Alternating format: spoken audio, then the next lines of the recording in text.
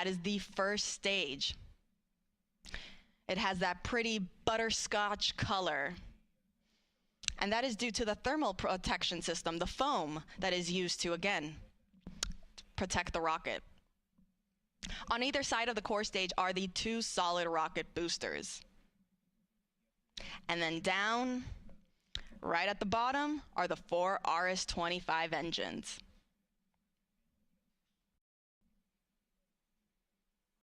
All right, so we are in fast fill again for core stage liquid hydrogen and liquid oxygen. I'll report out when the next milestone is underway and when we start our upper stage loading operations.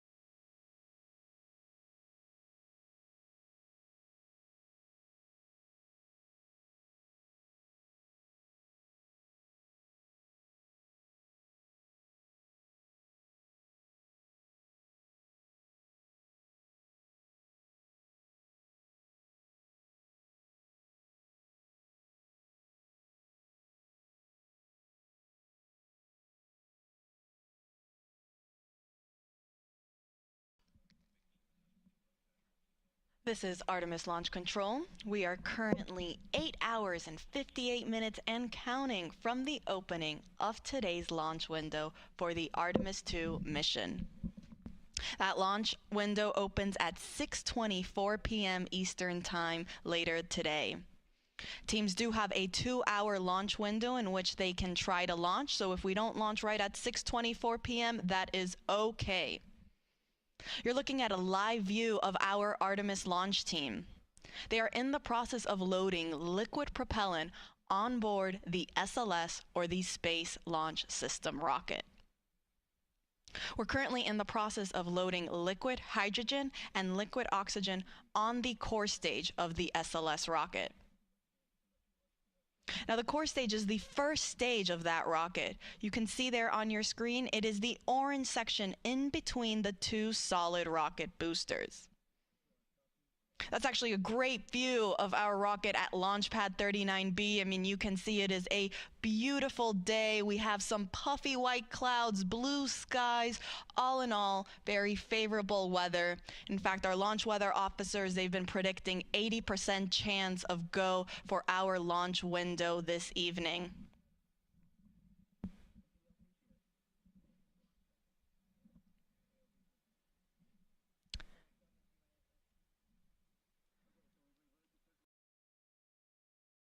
Now, there at the bottom of the rocket are our 4 RS-25 engines. Each engines are roughly the size of a compact car. The solid rocket boosters, those are the 2 white rocket boosters and on either side of the core stage. Each booster is taller than the Statue of Liberty, and they also hold the entire weight of the rocket.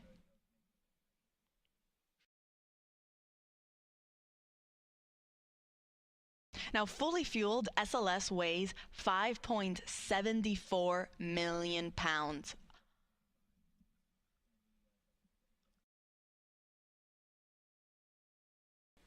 And again, you can see on your screen, you might see some gas that's being vented off underneath the rocket and the mobile launcher. The mobile launcher is that gray shape structure that is connected to the rocket. It's essentially what is providing all of the power, the propellant, the coolants, everything, all the access points to keep the rocket and the spacecraft alive and functioning and running until it is ready for launch.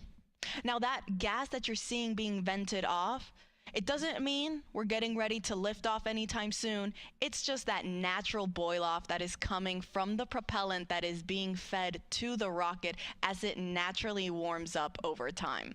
So totally normal. We expect to see it. You'll probably expect to see it some more as we actually transition and continue with our propellant loading procedures and move forward into the upper stage, which is that second stage on top of the core stage, also known as the interim cryogenic propulsion stage.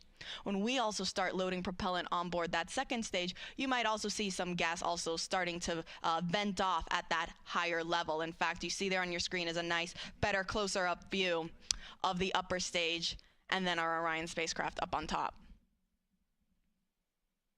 Now let's take you to a graphic of where we currently are in our tanking operations. You see there on your screen, on the left-hand side, it will tell you how far we are in our core stage loading operations.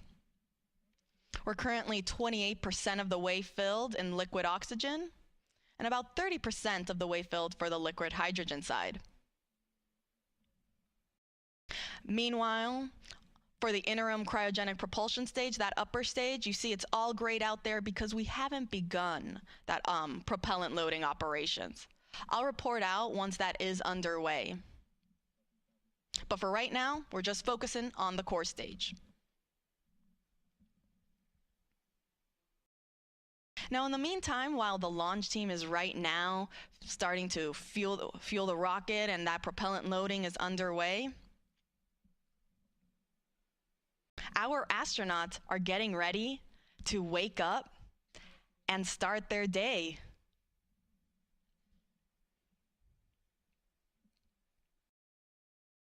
As a reminder, we will be sending 4 astronauts around the moon and back. Commander Reid Wiseman, pilot Victor Glover, and mission specialists Christina Koch and Jeremy Hansen will go on a 10-day mission around the moon. Artemis II is a test flight where we are going to test the life support systems with our flight crew on board. This is NASA's first crewed Artemis mission, and it will pave the way for our future Artemis missions for when we land humans back on the lunar surface.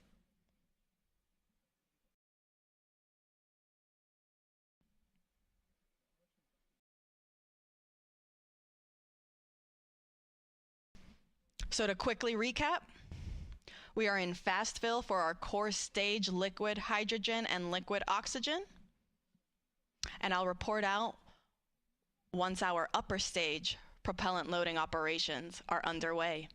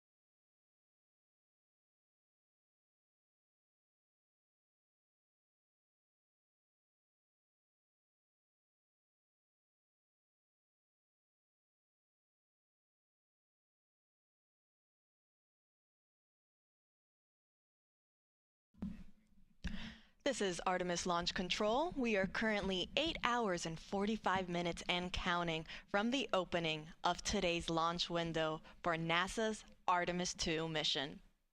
Now that launch window opens at 6:24 p.m. Eastern Time, and teams do have a 2-hour launch window, which means that they can try launching within those 2 hours if they are unable to hit it right at the start at 6:24.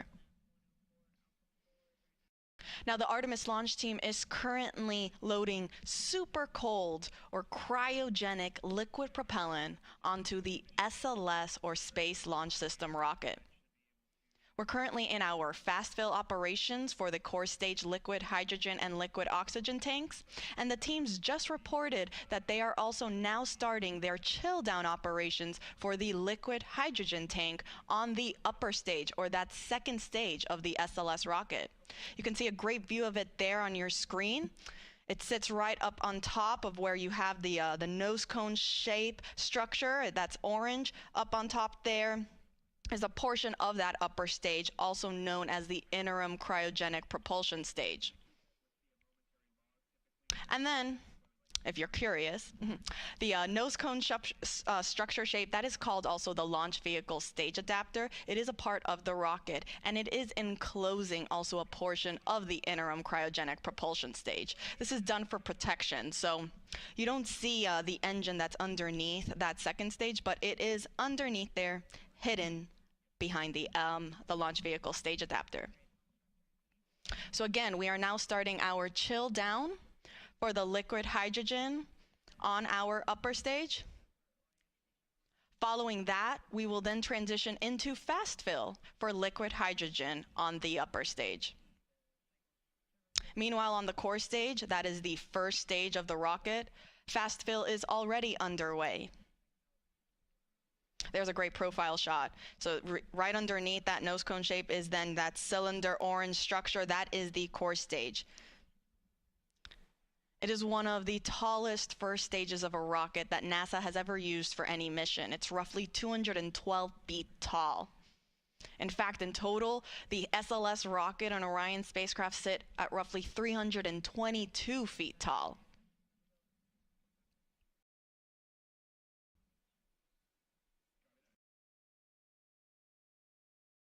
Now I'll report out once chill down is complete on the upper stage and we have transitioned into fast fill.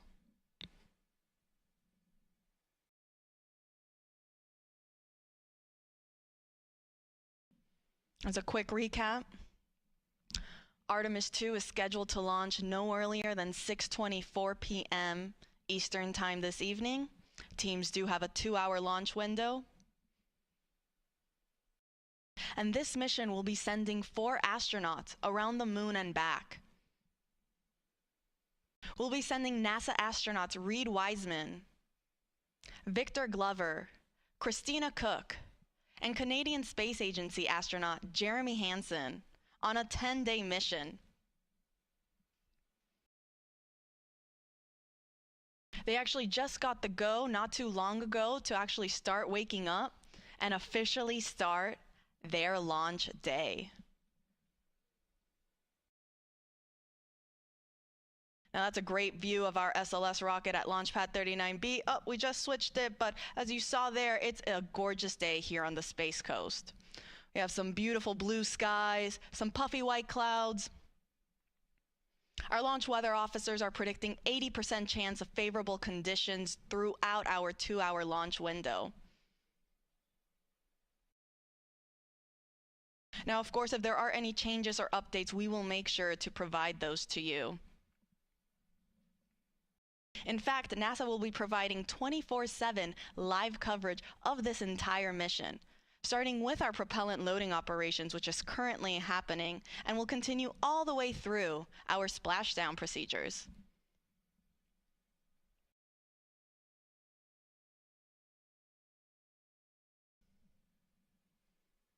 You can see there on your screen how to watch.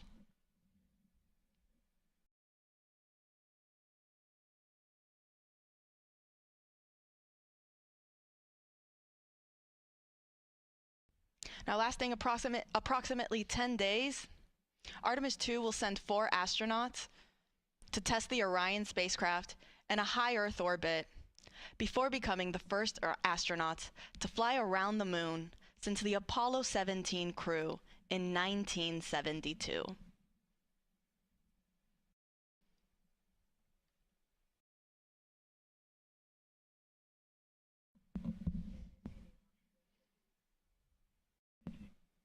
Again, we are in fast fill for core stage liquid hydrogen and liquid oxygen, and we are in chill down for the liquid hydrogen tank on our upper stage or interim cryogenic propulsion stage.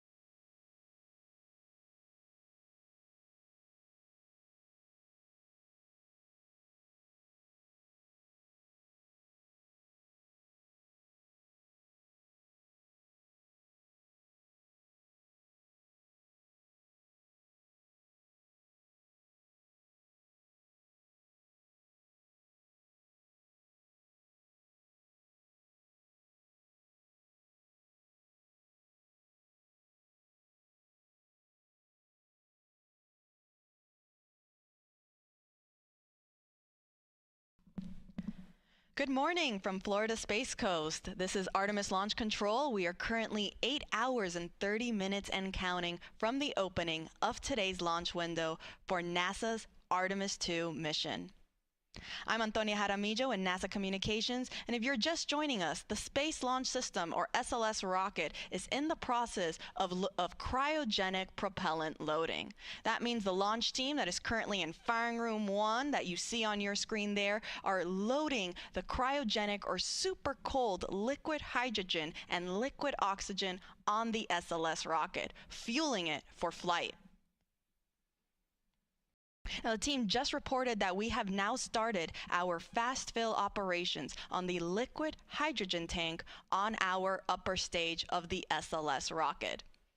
That is also called the interim cryogenic propulsion stage. It is the second stage of our SLS rocket. You have a great view of it there on your screen. Up at the top, if you see, you have the Orion spacecraft. Underneath there will be then actually the smallest section of the SLS rocket known as the Orion stage adapter. And then shortly underneath that is our interim cryogenic propulsion stage. Now, teams are now starting the fast fill operations for liquid hydrogen. Now, fast fill, as the name suggests, means that teams are just loading this propellant at a faster rate. Now, following the liquid hydrogen operations on the upper stage, teams will then also work on their propellant loading operations for the liquid oxygen tank that is also in there. In total, the SLS rocket has 4 tanks, 2 liquid hydrogen and 2 liquid oxygen, one of each on each stage. So you have there our upper stage, or the interim cryogenic propulsion stage, and then underneath sits the core stage. That is the first stage and the main stage of the SLS rocket. It is the orange segment that you see there on your screen in between the 2 solid rocket boosters. We are also in our fast fill operations for both liquid hydrogen and liquid oxygen on the core stage. So fueling is well underway, and everything is looking good so far for our 2-hour launch window that opens at 6:24 p.m. Eastern Time this evening. Now, Artemis II is scheduled to lift off from Launch Complex 39B. That's what you see there on your screen. That's where SLS is currently situated. And it is a gorgeous day here on the Space Coast. We have some beautiful white puffy clouds and some clear blue skies. We're looking at 80% chance of favorable weather conditions. And our astronauts that are getting ready to launch on this historic mission are now starting their day. They woke up not too long ago and will pretty soon go through all of the checkouts and steps that are needed before they're ready to get on their rocket. There's a picture of them on your screen there. From left to right, we have the pilot, Victor Glover. Then you have our mission specialist, Jeremy Hansen, and right next to him is our other mission specialist, Christina Koch. Next to her is then our commander, Reid Wiseman. These 4 astronauts will go on a 10-day mission around the moon and back on board the Orion spacecraft.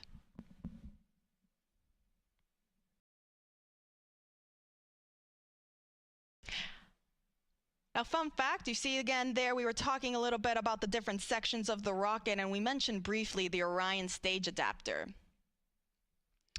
Now, the Orion stage adapter is the last section of the SLS rocket. It's what sits in between the interim cryogenic propulsion stage and the Orion spacecraft. And it's also what houses our secondary payloads, or these shoebox-sized CubeSats, that will be providing and conducting scientific experiments. They'll be deployed shortly after separation from the upper stage and the spacecraft, and they will go to their specific destination in space to conduct scientific data. Now, inside the Orion stage adapter, fun fact, our astronauts, so Reid Wiseman, Victor Glover, Christina Koch, and Jeremy Hansen, They actually got the opportunity to sign the interior of the OSA, or that Orion stage adapter.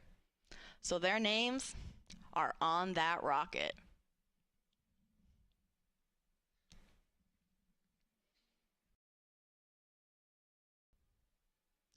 It is fully built by NASA at Marshall Space Flight Center in Huntsville, Alabama.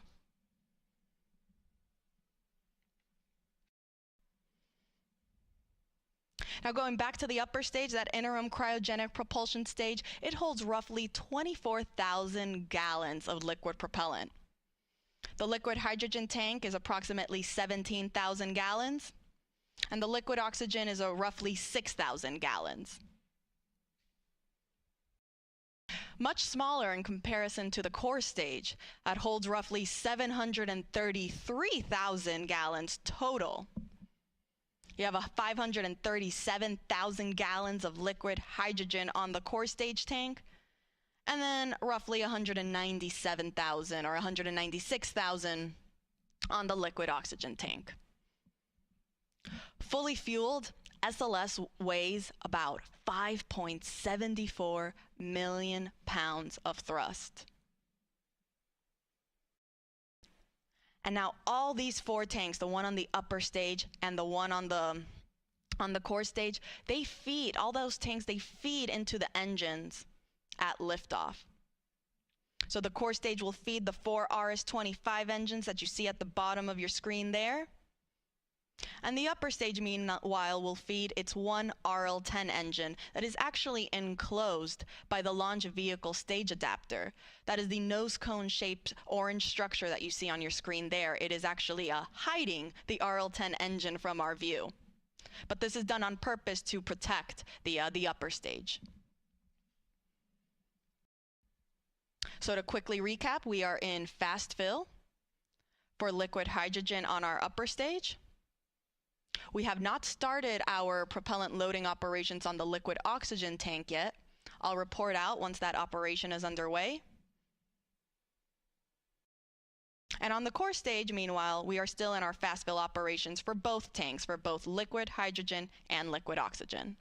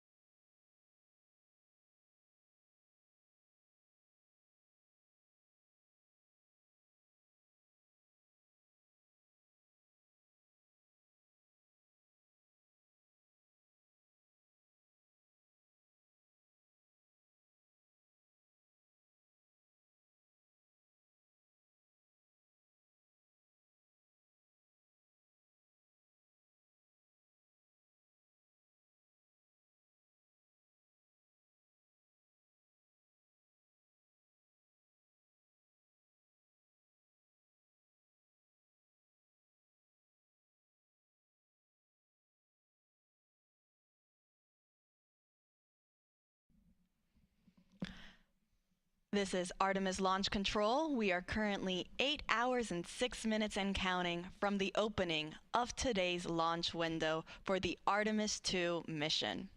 Now that launch window opens at 6:24 p.m. Eastern Time this evening. Teams do have a 2-hour launch window, which means that if we don't launch right at 6:24, they do have an additional 2 hours in which they can try to launch. Now the launch team, which we see here on our screen, they're currently in Firing Room 1 at NASA's Kennedy Space Center in Florida. They're in the process of loading liquid propellant onto the SLS rocket. Now it's not just the launch team that's here in the firing room that is helping and is on console for today's launch, but we also have supporting teams across the country that are tuning into this countdown. One of those teams is actually the Artemis Mission Management Team. They recently just got here on console. They have a separate section and room. If you actually look, it's to the right-hand side of our launch director and assistant launch director, Charlie Blackwell-Thompson and Jeremy Graber, respectively. Over there on the right-hand side where you kind of see that glass enclosure structure, in there is where our Artemis Mission Management Team will sit for the duration of today's countdown. Now, they just recently arrived on console. And apart from the mission management team, we also have the mission control team at NASA's Johnson Space Center in Houston and the SLS Engineering and Support Center at NASA's Marshall Space Flight Center. And this doesn't include the other several contractor locations that are also around the country supporting this launch and this mission.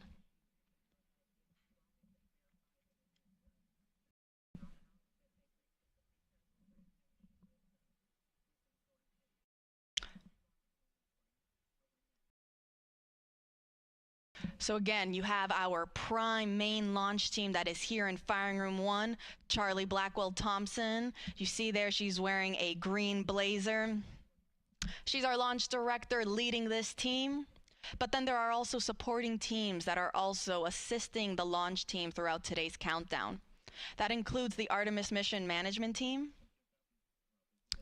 the Mission Control Team in Houston, and the SLS Engineering and Support Center at NASA's Marshall Space Flight Center, in addition to several contractor locations that are located around the country. Now, as we mentioned, we are currently in our propellant loading operations for the SLS rocket. Teams are currently in fast fill for both core stage liquid hydrogen and liquid oxygen. The core stage is the first stage of the SLS rocket. Here's a great graphic where you can see where we currently are at in our tanking operations. And you'll see above the core stage, we have also started our loading operations in the interim cryogenic propulsion stage. This is the second stage of the SLS rocket. Now, we have not started loading liquid oxygen yet. I'll report out when that is underway, but in the meantime, we are good with, we are in the process of loading liquid oxygen and liquid hydrogen on the core stage and liquid hydrogen on the upper stage. I'll report out when we are now starting our liquid oxygen operations on the upper stage.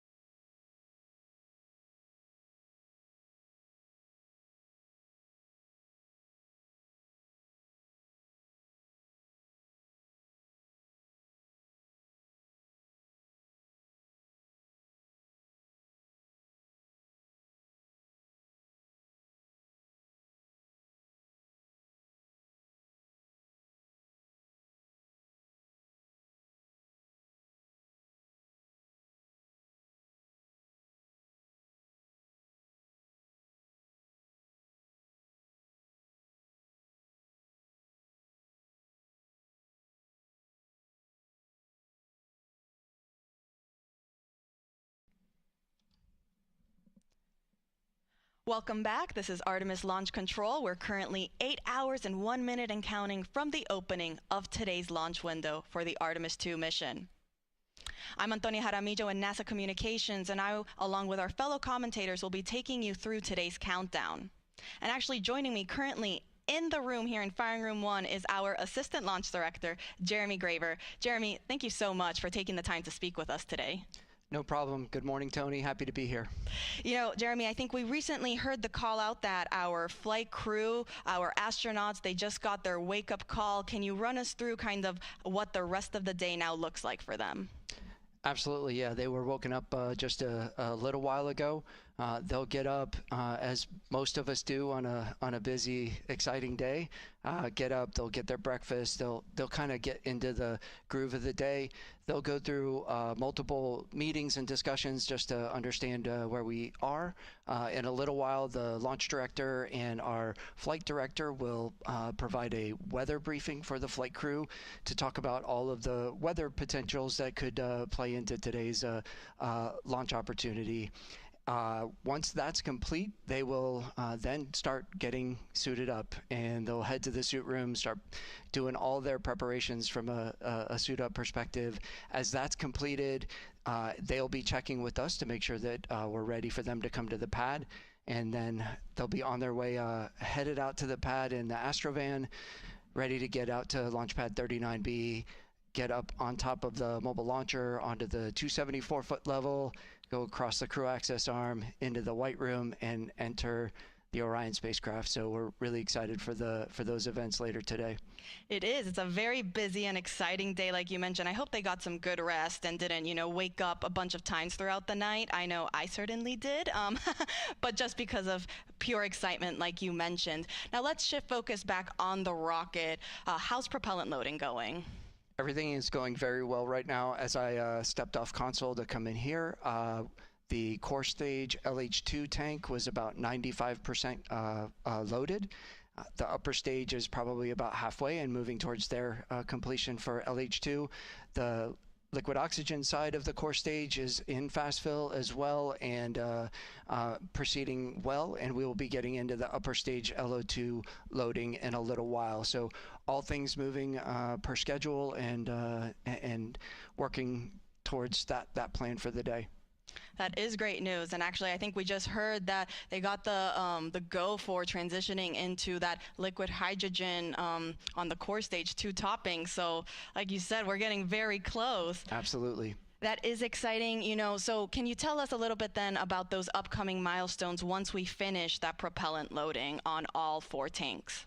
Yeah, so it's absolutely critical for us to get into what we call stable replenish on all stages. And what that means is the liquid oxygen and liquid hydrogen tanks on both the core stage and the interim cryopropulsion stage, or ICPS, are fully loaded, and we are just maintaining that level of loading.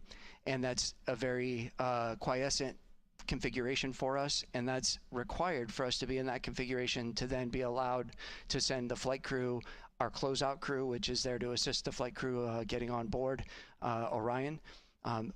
We need to be in that stable replenish configuration to be able to send those crews out to the launch pad. And as we send those crews out, that is really our press and our push to launch. We'll get the crew on board. They go through a number of checks, communication checks, system checks, and then our closeout crew's job is to back out of the crew module, close all of our hatches, get us in configuration to be able to then the closeout crew to leave the pad, and that puts us in the configuration to allow us to proceed through the rest of launch countdown as we proceed down to our final hold at T-minus 10 minutes, where we do all of our launch polls and determine that we are ready to pick up with what we call terminal count, which is from T-minus 10 minutes down to launch at T0. And really excited to get to all of those milestones as we proceed through the day. We are all very excited. We're rooting for you guys, watching along. And as you mentioned, the reason to get to all stages replenished first is because that's the point we're at the safest configuration to send people back to the launch pad, correct? That is absolutely correct. It is a very stable configuration. It's the safe configuration that we require to ensure that we're ready to send those crews out to the pad. Jeremy Graver, thank you so much for taking the time to speak with us today. We're rooting for you, wishing you the best of luck, and we'll let you get back on console. Excellent. Thank you, Tony. Appreciate it. Go Artemis. Go Artemis. All right, and so just to quickly recap, we are now in our topping phase for liquid hydrogen on the core stage. We are still in fast fill on the liquid oxygen side for the core stage, and also fast fill for the upper stage liquid hydrogen tank. I'll report back once we have entered our topping phase for liquid oxygen on the core stage.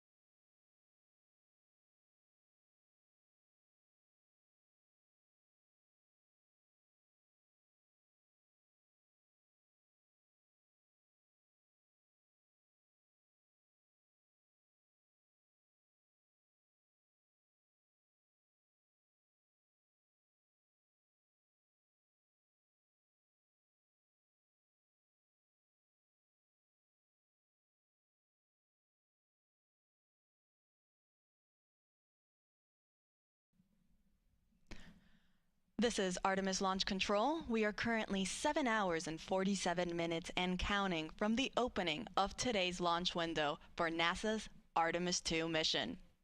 That launch window opens at 6:24 p.m. Eastern Time this evening. Now, the teams do have a 2-hour launch window, so that means if we can't launch right at 6:24, that's okay. They still have an additional 2 hours in which they can attempt to launch. Now, currently, the Artemis launch team, which you see on your screen there, they are in the process of loading cryogenic or super cold liquid propellant onto the SLS, or the Space Launch System rocket. The teams actually just reported that we have completed loading liquid hydrogen onto the core stage of the rocket. Now, the core stage is the first stage of that SLS rocket. There's a great graphic representation of where we currently are in our tanking operations. So as you see, we are at 100% level for the liquid hydrogen tank on the core stage. So that means we are now, the teams are just going to be constantly replenishing that tank as some of that liquid starts boiling off into a gas due to the temperatures as it starts warming up. So teams will therefore replenish it constantly to maintain this 100% flight level. Now, as you can see, right above the hydrogen tank sits our liquid oxygen tank. That's currently 70% of the way filled. And then on our upper stage, or the interim cryogenic propulsion stage, this is the rocket stage that sits on top of the core stage. We are currently in our fast fill operations for liquid hydrogen on that upper stage. Teams have not started liquid oxygen for the upper stage, and that is totally normal. That is part of the countdown. We aren't scheduled to start our upper stage liquid oxygen loading operations until we start getting into, so we get much further into our loading operations for the liquid oxygen tank on the core stage. So again, we are now in replenish for the core stage liquid hydrogen tank, and we are in fast fill for the liquid oxygen tank on the core stage and the liquid hydrogen tank on the upper stage. Now, a quick recap on how the whole tanking loading process goes. Teams will first start with what is called chill down. So prior to us actually starting to load the super cold propellant onto the rocket, they will first chill down all of the systems and lines. This is done to make sure that it is able to receive these super cold temperatures. In order for hydrogen to be in a liquid state, it needs to be negative 423 degrees Fahrenheit. Oxygen in a liquid state is negative 297 degrees Fahrenheit. So very, very cold temperatures. And as such, we want to make sure that we are conditioning all of the systems to be able to receive those cryogenic temperatures so that we aren't shocking the hardware and we're not causing any potential damage unnecessarily. Now, following chill down, we will transition into what is called into slow fill on the core stage. Now, slow fill, as the name suggests, refers to slowly starting to feed that propellant onto the rocket. This officially marks the start of our propellant loading.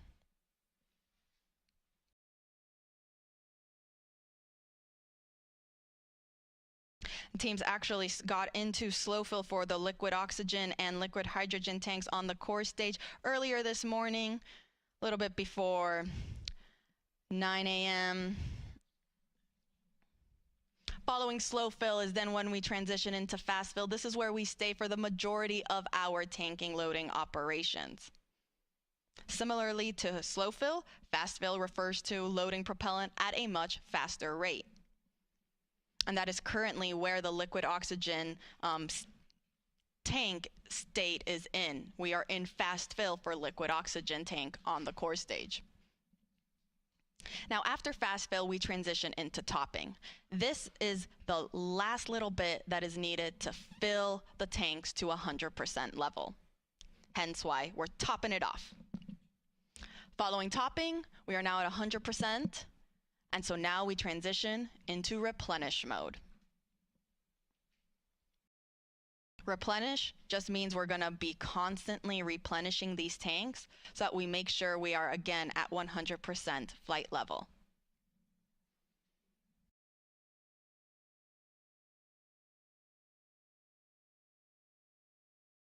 Now you see on your screen there, we can see some venting coming off the rocket. This is totally expected as we begin our loading operations. Some of that liquid propellant starts warming up. It'll start to boil off and vent outside of the rocket.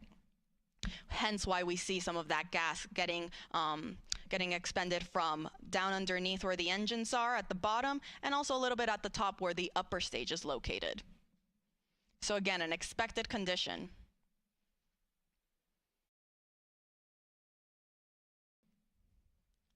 Now let's take you through the rocket a little bit. See up there on your screen, we have the Orion spacecraft. Underneath there is the Orion stage adapter. The Orion stage adapter is what houses our secondary payloads, or these scientific CubeSats. They're shoebox-sized scientific experiments that will go to space following separation from the upper stage and the spacecraft. It's also the smallest section of the SLS rocket at only 5 feet. Underneath the Orion stage adapter sits the interim cryogenic propulsion stage, or that second stage. Underneath there is our core stage, or the first stage of the rocket.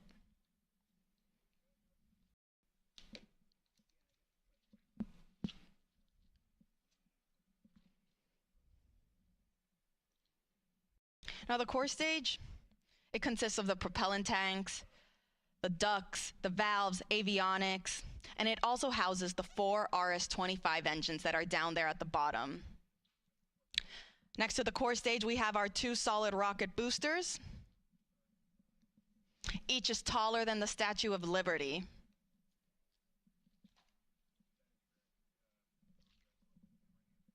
Now on those rocket boosters, you can see our NASA worm. The worm logo spans 25 feet end to end, or roughly the length of 1 booster motor segment. Now we actually have 5 segments each on each booster, so 10 segments total. It's actually 1 segment more than what was used during the space shuttle program. Now you should also be able to see some black and white markings around the rocket.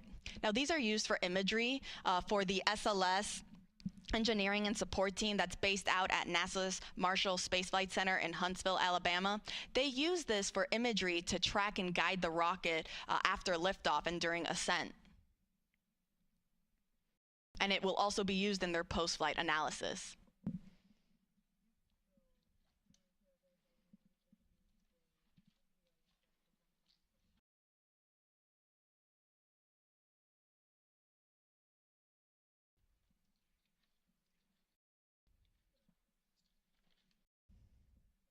Now the orange color of the core stage is the thermal protection system, or that spray-on foam insulation. Now this provides the thermal protection for every part of the rocket.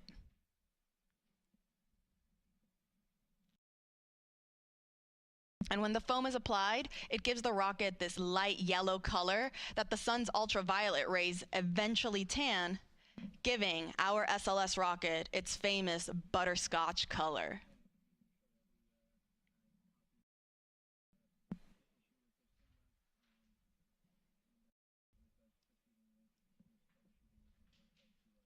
So again, to quickly recap, we are in replenish mode for the core stage liquid hydrogen tank. We are about 75% of the way filled on our liquid oxygen tank on the core stage. But we're still in fast fill. I'll let you know when we transition into topping for the core stage liquid oxygen tank. And then on the upper stage, teams are also in fast fill for liquid hydrogen. And they have not started the liquid oxygen operations on the upper stage yet. I'll make sure to report out all of these milestones as they're underway.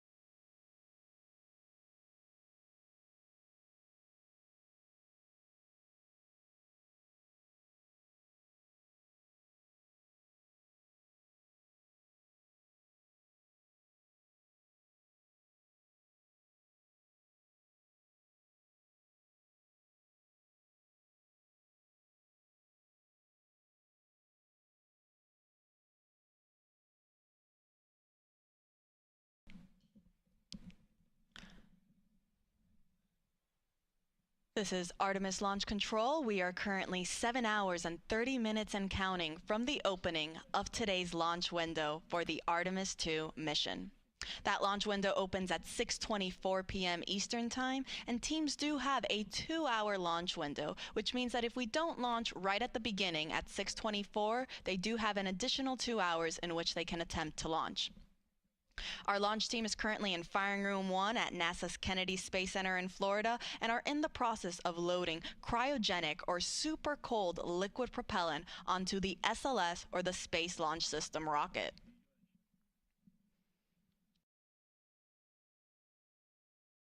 Now, teams did just complete fast fill for the liquid hydrogen tank on the upper stage, or our interim cryogenic propulsion stage. Now, fast fill refers to loading propellant at a faster rate. This is preceded by chill down, which gets the system ready to receive these super cold temperatures. And then following fast fill, teams will then transition into topping and replenish. I'll get more into those, but before that, again, we just finished fast fill for the liquid hydrogen tank on the upper stage, and teams are now performing, before they start topping, what is called a vented relief test. This test is basically just pressurizing the upper stage tanks with heliums to test the relief capabilities of the tank pressure to make sure that it can handle that pressure capability during flight. So between fast fill and topping, teams will perform this test on both the liquid hydrogen and the liquid oxygen tanks on the upper stage. Following that test completion, we will then transition into topping, which just means finishing loading the rest of the tank to 100%. Following topping, we enter what is called replenish mode, which basically just means that now we are going to be replenishing these tanks at 100% level, because as we naturally get throughout the countdown, that propellant is going to start warming up and it'll start boiling and venting off, as you can see on your screen there what is happening. So because of that, and because the teams want to make sure that they still have 100% level in all 4 tanks, the 2 on the upper stage and the 2 on the core stage, or the first stage of the rocket, they continuously replenish the tanks until the final 10 minutes of the launch countdown, or what is known as terminal count. Now, speaking of replenish mode, we are currently in replenish mode for the core stage liquid hydrogen tank. So we were just talking about how we finished fast fill on the upper stage liquid hydrogen tank. We are also then in replenish mode for the core stage liquid hydrogen tank.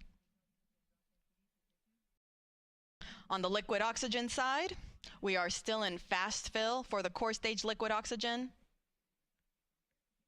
And then on the upper stage, we haven't started those liquid oxygen operations yet. The teams want to wait until we are a little bit further along in the core stage liquid oxygen loading operations before we transition into that upper stage loading operation.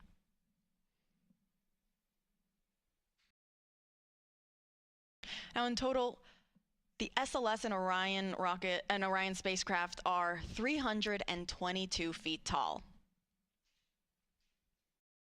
At liftoff, SLS produces 8.8 million pounds of thrust.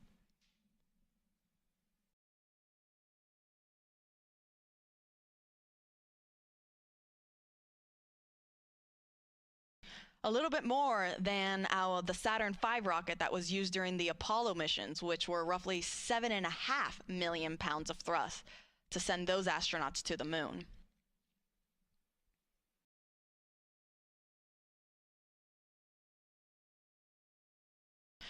With our SLS rocket, though, you don't just have those liquid fuel tanks that are fueling the rocket, but you also have 2 solid rocket boosters that are attached on either side. You see there on your screen right there? They also help provide that extra push and that thrust right at liftoff.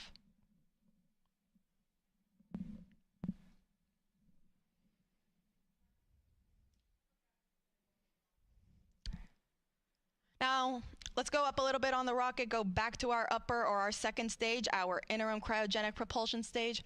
For those that have been following us along since Artemis I, you might remember that the interim cryogenic propulsion stage for Artemis I provided the big push to send the Orion spacecraft on its way to the moon. For Artemis II, however, it's going to be a little different. And the reason for that is because Artemis II is NASA's first crewed test flight, meaning we are sending astronauts on board this rocket for the first time. And because of that, we are going to have the capability to practice a bunch of different systems and tests and operations that we couldn't do if it were uncrewed. One of these operations is what is called the proximity operation demonstration. This involves the upper stage, or that interim cryogenic propulsion stage, and the Orion spacecraft practicing proximity maneuvers where the Orion spacecraft will practice approaching and getting away from the upper stage in a high Earth orbit. The reason teams want to practice this is in preparation for Artemis III and future Artemis missions for when Orion docks with our lunar landing systems. And so because of this, this means that the interim cryogenic propulsion stage will be separating from Orion much sooner. Meaning that following this demonstration, it will be Orion's European service module that will actually send the spacecraft on its trajectory to the moon. It will perform what is called the translunar injection burn.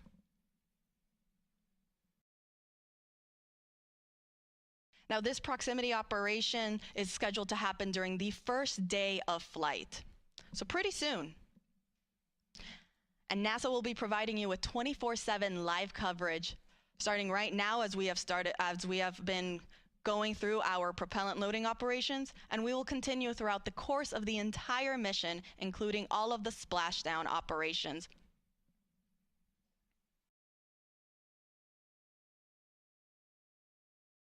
Artemis II will send NASA astronauts Reid Wiseman, Victor Glover, and Christina Koch, and Canadian Space Agency astronaut Jeremy Hansen on a 10-day mission around the moon and back.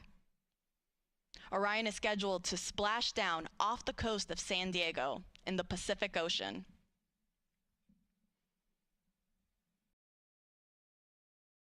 So to quickly recap, teams are in the process of performing a vent and relief test on the liquid hydrogen tank on the upper stage, following finishing their fast fill operations.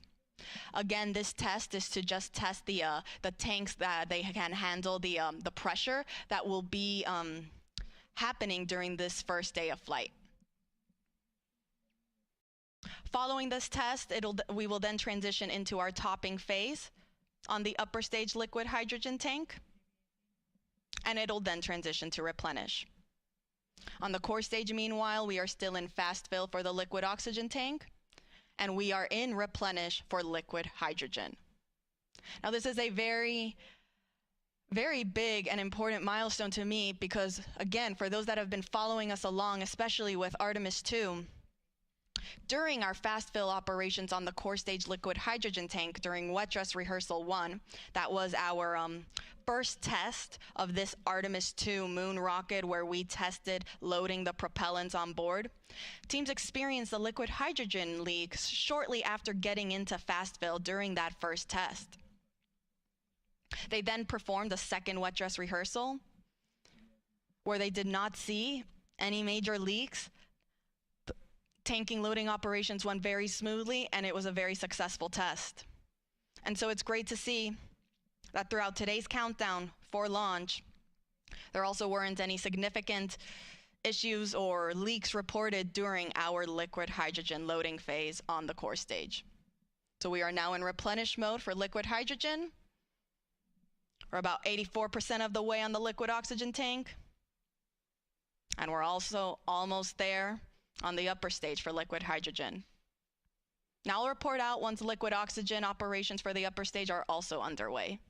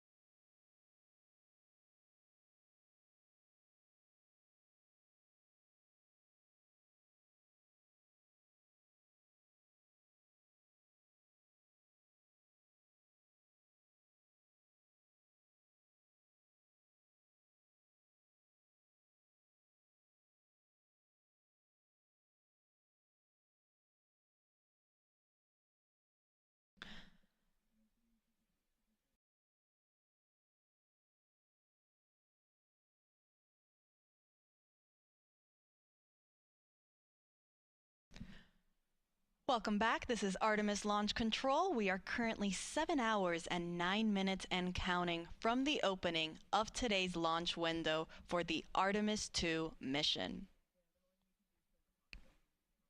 Our Artemis launch team is currently in the process of loading liquid propellant onto the SLS, or Space Launch System, rocket. Teams just reported out that we are in our topping phase. For the upper stage liquid hydrogen tank, this means we are almost at 100%, if not pretty much there, on that upper stage tank. The upper stage is the second stage of the SLS rocket. Here's a graphic representation where we can see where we're currently at in our tanking operations. That means we have now finished loading our liquid hydrogen on both the core stage and the upper stage. As I said, we're in that topping phase to get us to 100%. And afterwards, we'll then transition into replenish mode to stay at 100% level. You can see on the core stage, we are already at the replenish mode, if you see that 100% level right there.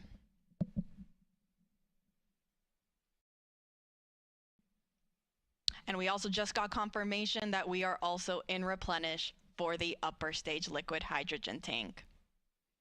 Now on the liquid oxygen side, we still have a little bit to go. We're almost there on the liquid oxygen tank for the core stage. You see roughly 92% of the way filled. And we haven't started our liquid oxygen propellant loading operations on the upper stage. Teams are getting ready to start chilling down that tank. Teams do this to make sure that all of the systems and lines are ready to receive these cryogenic temperatures. As you can see on your screen there, for hydrogen to stay in a liquid state, it must be negative 423 degrees Fahrenheit. Oxygen, meanwhile, is negative 297 degrees Fahrenheit. So these super, super cold temperatures, we want to make sure that the rocket is able to receive them without damaging any of the hardware on board. So we'll start with chilling down that liquid oxygen tank and lines before we actually start loading it onto the upper stage.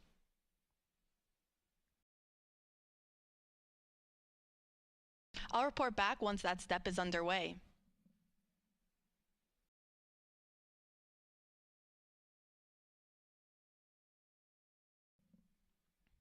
As a reminder, our launch window opens at 6:24 p.m. Eastern Time this evening. Teams do have a 2-hour launch window, so that means if we don't launch right at 6:24, that is okay. They still have additional opportunities throughout that 2-hour launch window. Now, NASA's providing 24/7 live coverage throughout this entire mission, beginning with our propellant loading operations that is currently underway. And as we continue our coverage this morning, we are also, and we continue monitoring all of our loading operations, we thank you for following us along. Part of our live coverage will, of course, include our launch this evening. That live launch coverage for Artemis II will continue right here at the beginning at approximately 12:50 p.m. Eastern Time. You can continue watching on our NASA's YouTube channel, as well as on NASA Plus and the other NASA social media channels. Again, we are providing 24/7 live coverage. So following launch, the show doesn't end there. We have a 10-day mission around the moon. And then following that, we're coming back home. And we will be covering all of those splashdown operations as well.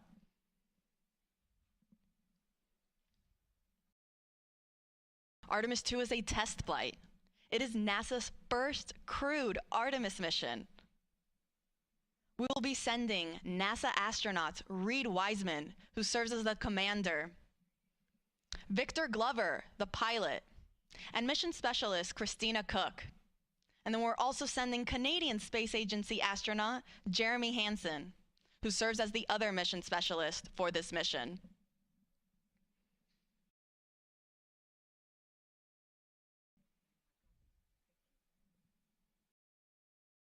So to quickly recap, we are in replenish for both liquid hydrogen tanks on the core stage and the upper stage of our SLS, or Space Launch System rocket. And we are getting very close to being almost all the way full on the liquid oxygen tank in the core stage.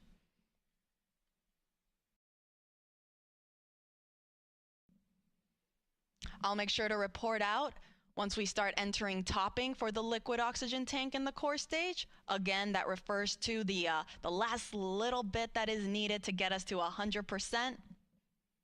And I'll also make sure to let folks know when our chill down operations are in work on the upper stage liquid oxygen tank.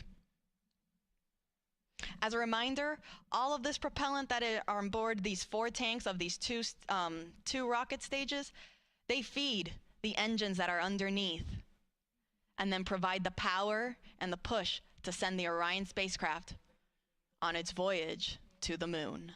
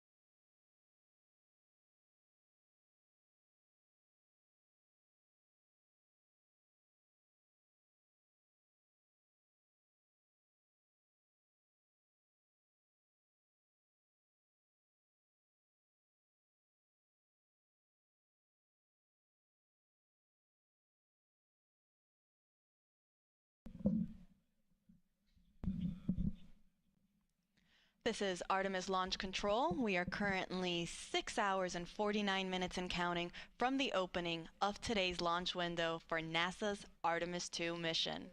That launch window opens at 6:24 p.m. Eastern Time this evening, and we do have a 2-hour launch window, which means that if we don't launch right at the start at 6:24 p.m., that is okay. Teams still have an additional 2 hours in which they can try to launch the SLS, or Space Launch System rocket, and the Orion spacecraft. Now, the Artemis launch team is currently in the process of loading cryogenic or super cold liquid propellant onto the SLS rocket. We are currently in what is called replenish mode for our liquid hydrogen tanks on board the SLS core stage and the interim cryogenic propulsion stage. These are the two stages on the SLS rocket. Now, replenish mode means that we have finished loading hydrogen on board both of these rockets. That means they are at 100% level. And teams are just constantly replenishing the tanks to make sure that they stay at 100%. Since, as throughout the countdown, that liquid propellant will start boiling off as it starts warming up, and it will then be vented out and released from the rocket, which you can see there on your screen.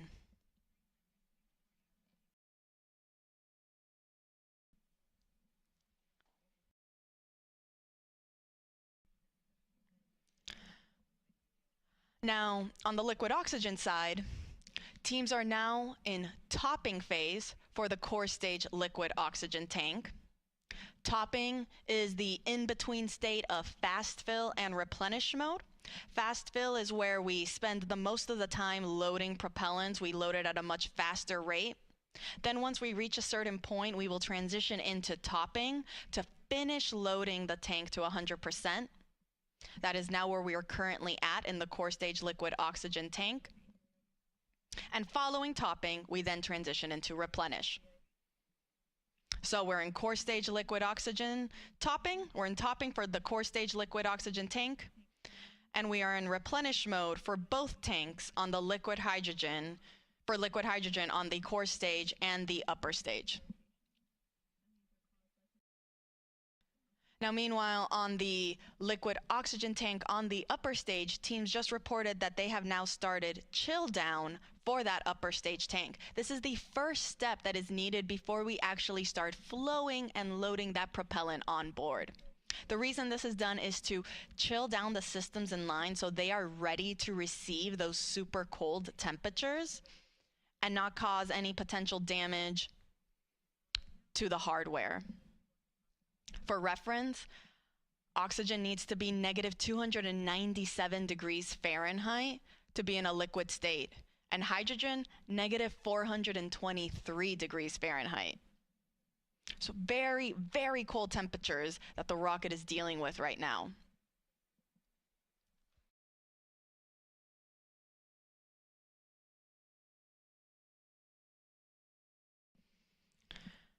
Now again, we are underway for the Artemis II mission. This is the second Artemis mission in NASA's Artemis program. Artemis I was an uncrewed test flight. Artemis II will be the first crewed test flight. This will be the first time we send astronauts on board our Orion spacecraft. We'll be sending our commander Reid Wiseman, our pilot Victor Glover, and mission specialists Christina Koch and Jeremy Hansen on a 10-day mission around the moon. Now, from the rocket side, there aren't that many changes from Artemis I to Artemis II. Most of the major sections of SLS really remain unchanged. Some of the differences are more in the details to really just provide our astronauts with a better ride in space. Some of those include some optical targets that are now on the upper stage as visual cues during the proximity operation demonstration. This will be a test for the astronauts to practice maneuvering Orion and practice approaching the upper stage while it's in a high Earth orbit. Another improvement for SLS was an improved navigation system. Also, communications capability between the ground stations and the U.S. Space Force Space Launch Delta 45, which controls the eastern range. That is responsible for kind of helping dictate when we are allowed to launch here off the Space Coast in Florida.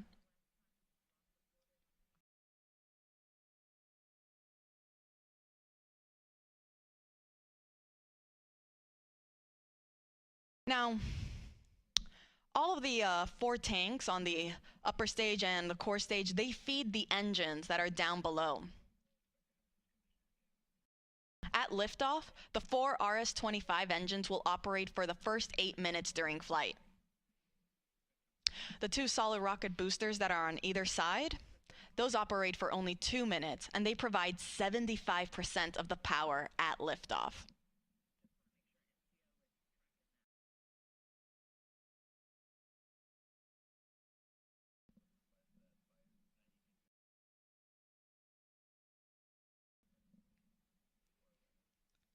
So to quickly recap, we are in replenish for our both liquid hydrogen tanks. We entered topping for the liquid oxygen tank on the core stage. That means very, very soon we'll be in replenish mode for that tank as well. And we are in our chill down operations for the liquid oxygen tank on the upper stage. Pretty soon we will be entering fast fill. I'll report out when that is underway.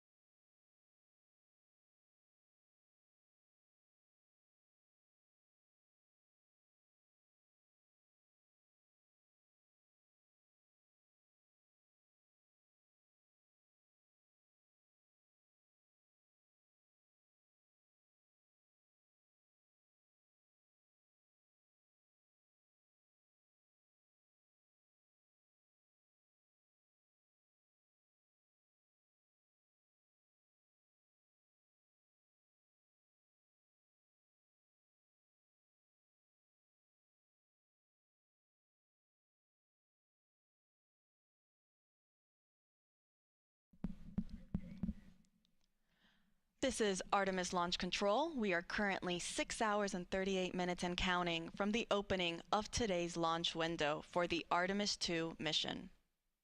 That launch window opens at 6:24 p.m. Eastern Time this evening, and teams do have a 2-hour launch window in which they can attempt to launch the SLS, or the Space Launch System rocket, and Orion spacecraft. The Artemis launch team is currently loading cryogenic or super cold liquid propellant onto SLS. We are currently in replenish mode for both liquid hydrogen tanks on the 2 stages of our SLS rocket.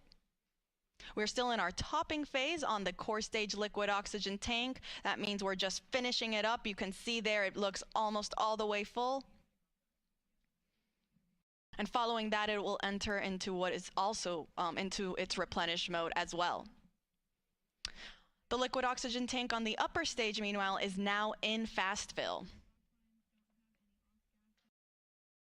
So that means all 4 tanks are now receiving propellant.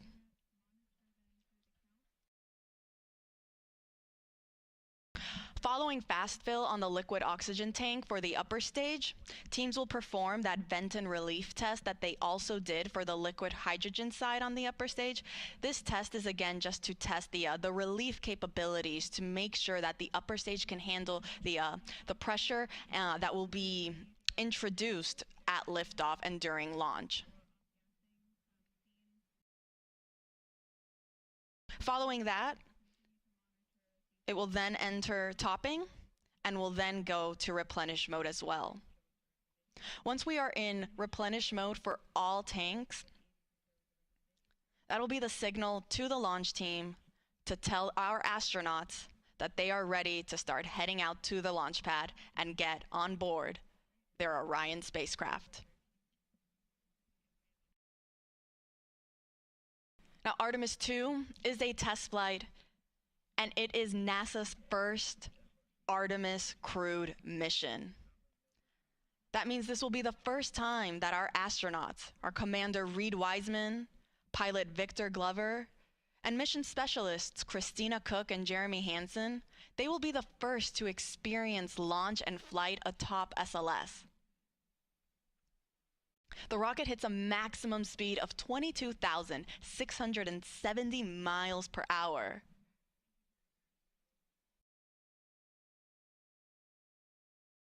And our astronauts will get to experience the entire ride.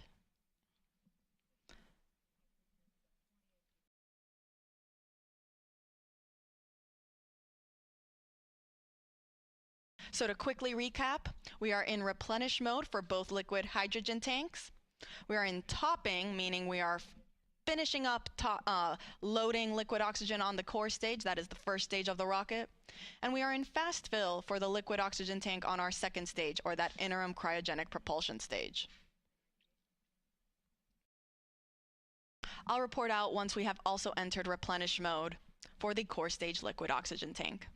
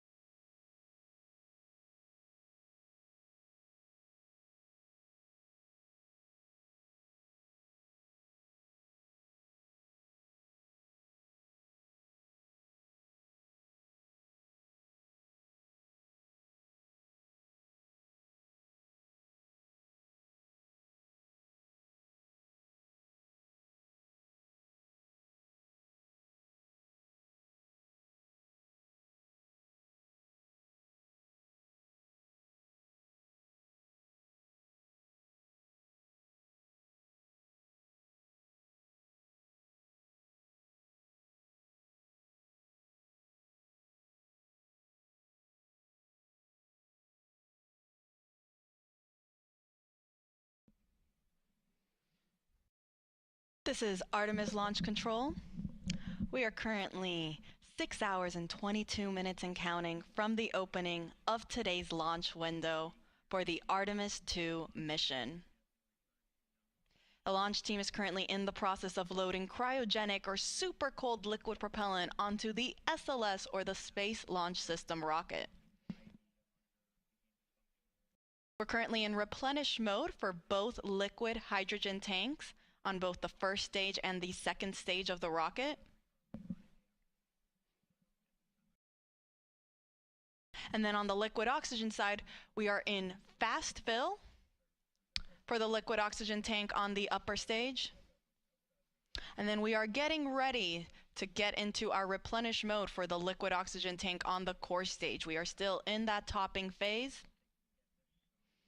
finishing loading the propellant tank to 100%, at which point then teams will transition into replenish mode as well, which just means that we are going to constantly be replenishing these tanks at 100% level.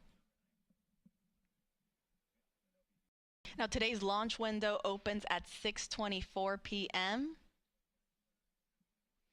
Teams do have a 2-hour launch window, which means if we don't launch right on time, they do have an additional 2 hours in which they can attempt to launch. For those of you just joining us, NASA will be providing 24/7 live coverage of this entire mission, starting with our propellant loading operations that are currently underway. Thank you so much for everyone that's been following along. Our live launch coverage of Artemis II will continue right here, beginning at approximately 12:50 p.m.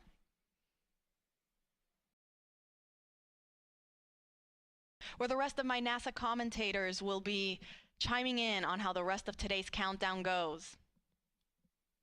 And we'll take you through the rest of the mission.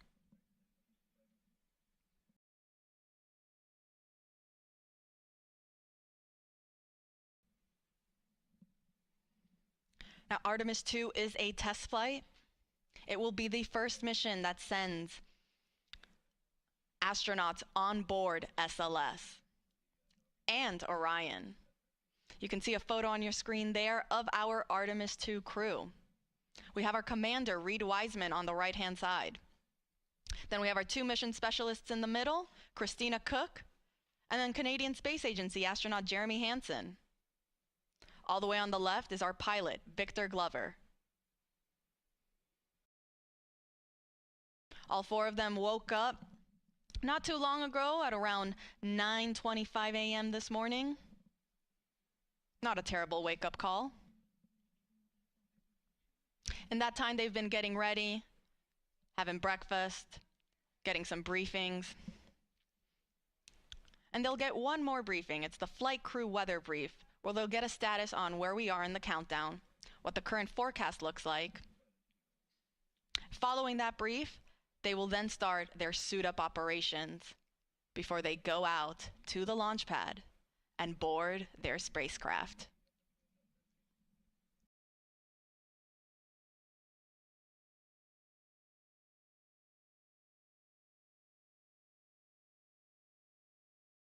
And teams did report that we have now entered replenish mode for the core stage liquid oxygen tank. So we are now in replenish for both liquid hydrogen tanks on the core stage and the upper stage. And we are also in replenish mode for the core stage liquid oxygen tank. On the upper stage liquid oxygen tank, meanwhile, we are still in fast fill. And I'll report out once then we transition from fast fill onto the next step, which will again be that vent and relief test. This is pressurizing the upper stage tanks with heliums to test the relief capabilities of the tank pressure to make sure that it can handle that capability during flight. Following that test, teams will then start topping on the liquid oxygen tank, and will then, after topping, will then transition into replenish mode as well.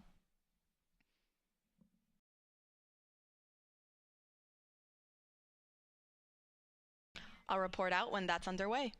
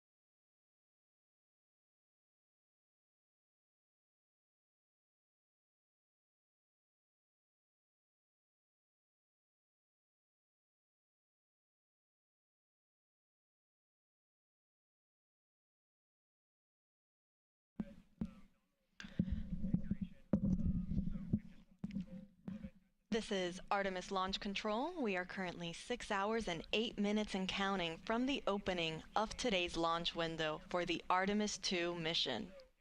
Now the launch window opens at 6:24 p.m. Eastern Time this evening, and teams do have a 2-hour launch window, which means that they have 2 hours in which they can try to launch the SLS, or the Space Launch System rocket, and Orion spacecraft that will send NASA astronauts Reid Wiseman, Victor Glover, Christina Koch, and Canadian Space Agency astronaut Jeremy Hansen on a 10-day mission around the moon and back.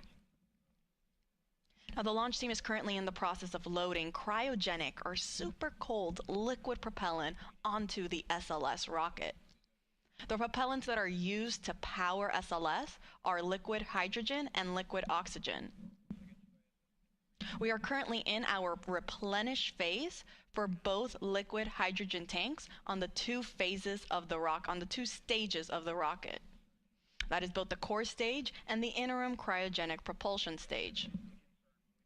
Replenish mode just basically means that now these tanks are at 100% level, and teams are going to constantly be replenishing them as they start to warm up and boil off. You can see some of that gas that's being vented off the rocket there. That's normal. Teams totally expect to see that. And because of that, we have then a replenish valve to constantly be replenishing the tank with that liquid propellant. So we make sure that we are 100% level and we're not losing any propellants in the tank. The reason that you see some of that venting happening is because as we get throughout the countdown and the temperatures start to rise, that liquid propellant will become a gas, and so it'll start boiling off and then it'll vent outside the rocket. Hence the need for a replenish valve.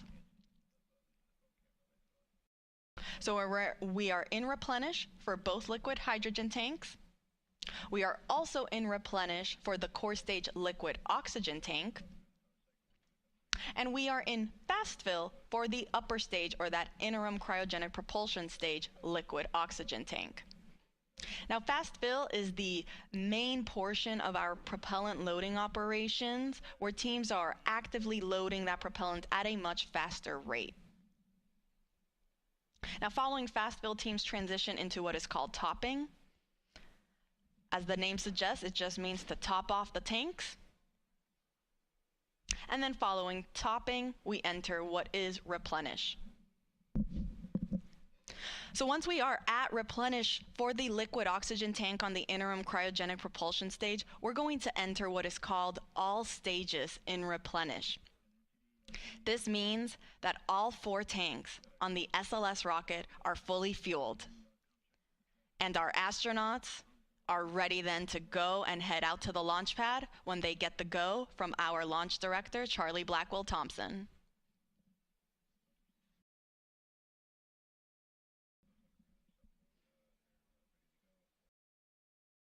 Now, coming up shortly, our astronauts will be joining in on a flight crew weather brief with our launch director, as well as with the flight director in Houston and the launch weather officer. They'll provide a quick status on how the forecast looks for the rest of today's countdown, as well as where we currently are in our countdown operations.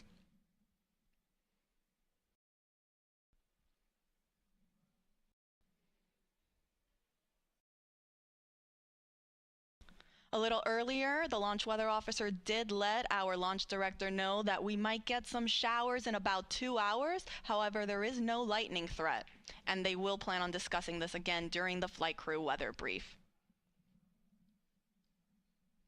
Currently, teams are forecasting 80% go for weather conditions during that 2-hour launch window.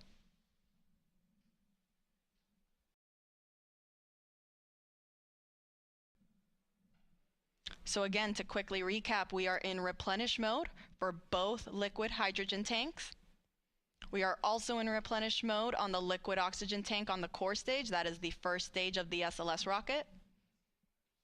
And we're in fast fill for the liquid oxygen tank on the upper stage.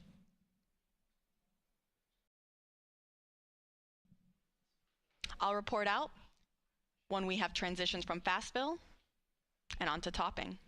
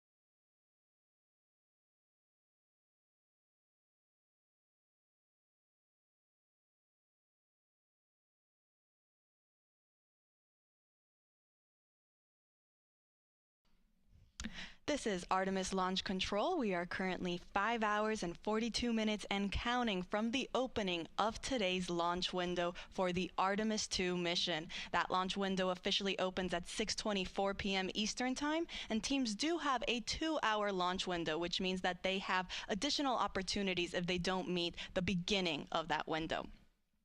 Now joining me is Artemis Launch Director Charlie Blackwell-Thompson. Charlie, thank you so much for taking the time to speak with us today. Oh, you're more than welcome. It's great to be here, Tony. It sure is. Now we know that you just conducted a flight crew weather brief with our astronauts as well as teams and mission control and our launch weather officer. Do you mind providing us kind of how that went and what we can expect? Yes, the weather brief went really well. What we do during that weather brief is we give the flight crew a summary of where we are in our tanking, what's left, and of course we have our core stage and our upper stage fully loaded with LH2, and we're in replenish, and we are just finishing up our LO2 or liquid oxygen load into the upper stage. So we provided that status along with any non-conformances that the crew might be interested in, and then we went through the weather. And so our weather from our launch weather officer remains at a 80% likelihood of go today and a 20% chance of violation. We are watching some precip that is making its way toward the pad, but we expect that that is going to dissipate as we get closer to the opening of our window. So really good to hear the crew's voices and to talk through a day of launch ops. You know, it's something that we simulate, but there's nothing like the real day. Absolutely. I can only imagine, and it's great news to hear that we are still 80% go. Those are very, very favorable conditions. Let's hope it stays that way. You mentioned we're getting closer to reaching what is called all stages in stable replenish. That means that we will have all 4 tanks at 100% flight level. Charlie, can you walk us through then what are some of those upcoming milestones once we reach all stages replenish? Absolutely. So one of the big milestones when you reach stable replenish on all the all stages is you begin to send the closeout crew into the pad, and so we're just a few minutes away from getting into that, and we'll deploy them to the pad, and they'll start getting ready for the flight crew.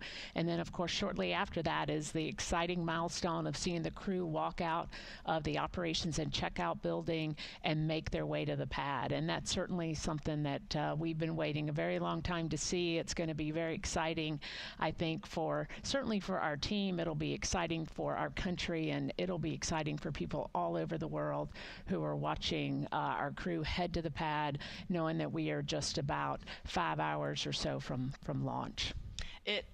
You couldn't have said it any better. This is very exciting for the entire world. We cannot wait for that moment when we see our astronauts depart their crew quarters and head to the pad.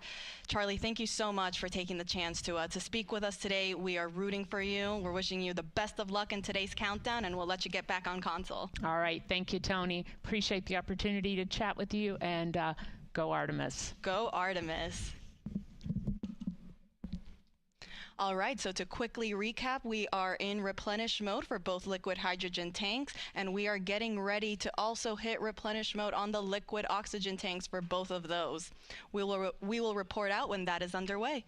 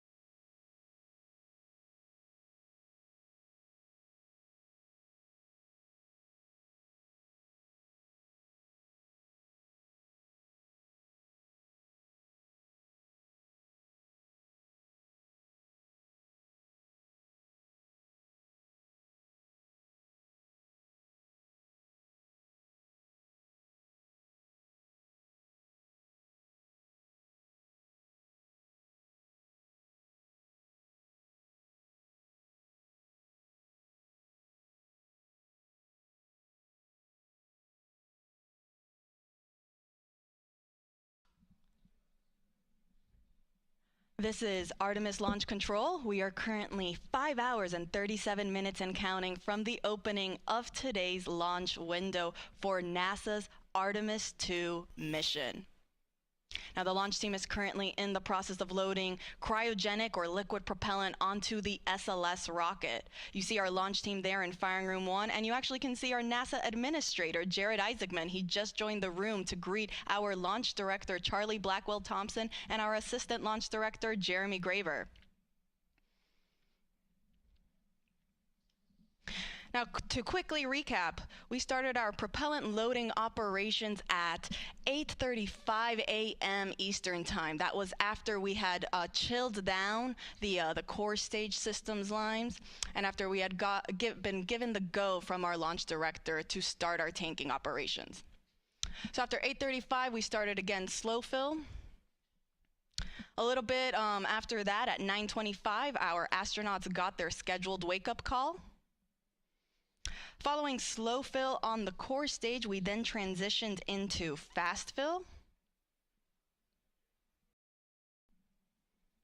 Once we were in fast fill for the core stage, we then started our upper stage loading operations. We started first with hydrogen.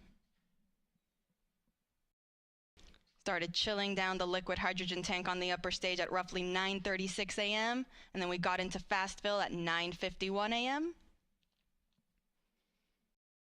Following that, we entered then our topping phase on the core stage liquid hydrogen tank. Topping refers to finishing up that last little bit to get to 100%, and then we transitioned into replenish. We did the same thing for the core stage liquid oxygen tank, as well as for the liquid hydrogen tank on the upper stage. Now all that's left is to enter replenish mode for the liquid oxygen tank on our upper stage, and we will enter what is called all stages replenish. This means that now all 4 tanks will be at 100% level. Once we reach this stage, this will be the signal for our launch team to let our astronauts know that they have the clear to enter the launch pad and go and enter their spacecraft. As a reminder, NASA is providing 24/7 live coverage of this mission. We started this morning at 7:45 a.m. and ran you through our tanking loading operations, and we will continue to do so throughout the rest of today's launch countdown. We will be beginning our live coverage in just a few minutes for that launch, and the rest of our commentators will make sure to take you along through today's countdown. You can see on your screen there how to watch.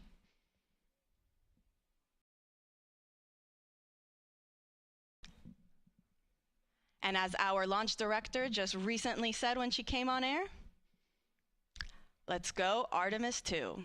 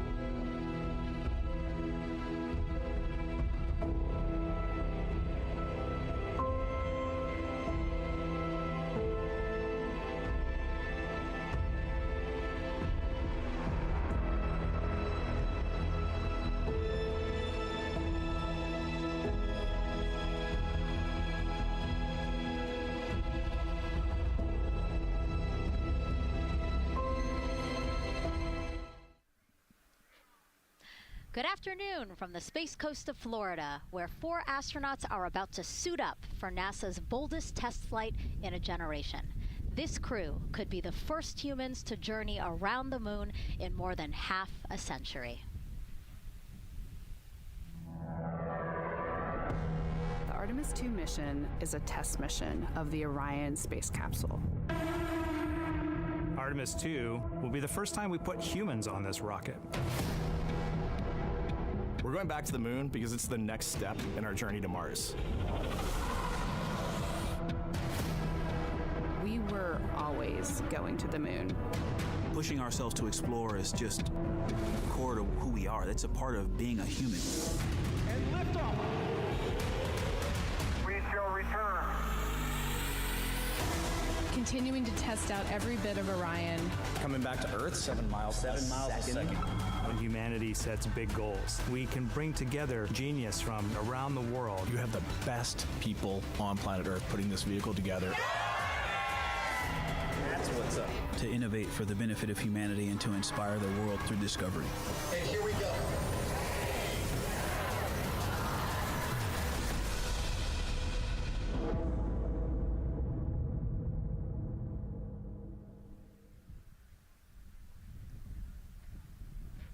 Welcome, and thank you for joining us live from NASA's Kennedy Space Center, where we are beginning a new chapter in America's human spaceflight story. We are so humbled to have thousands of people here in person to witness this, and the many more watching online from around the world. I'm NASA's Megan Cruz, and this is NASA astronaut Nicole Ayers. Thanks, Megan. What a historic day to be here. What a historic day to be here. Obviously, for what we see right behind us here, the SLS rocket and Orion spacecraft on launch pad 39B. Artemis II is a nearly 10-day flight test to prove NASA can safely fly astronauts around the moon before attempting to land on it in just 2 years, hopefully. Yes, you know, like you said, it's a test flight, so we're going to put humans on this rocket for the first time ever, and we're going to test out the systems on board and hopefully get around the moon.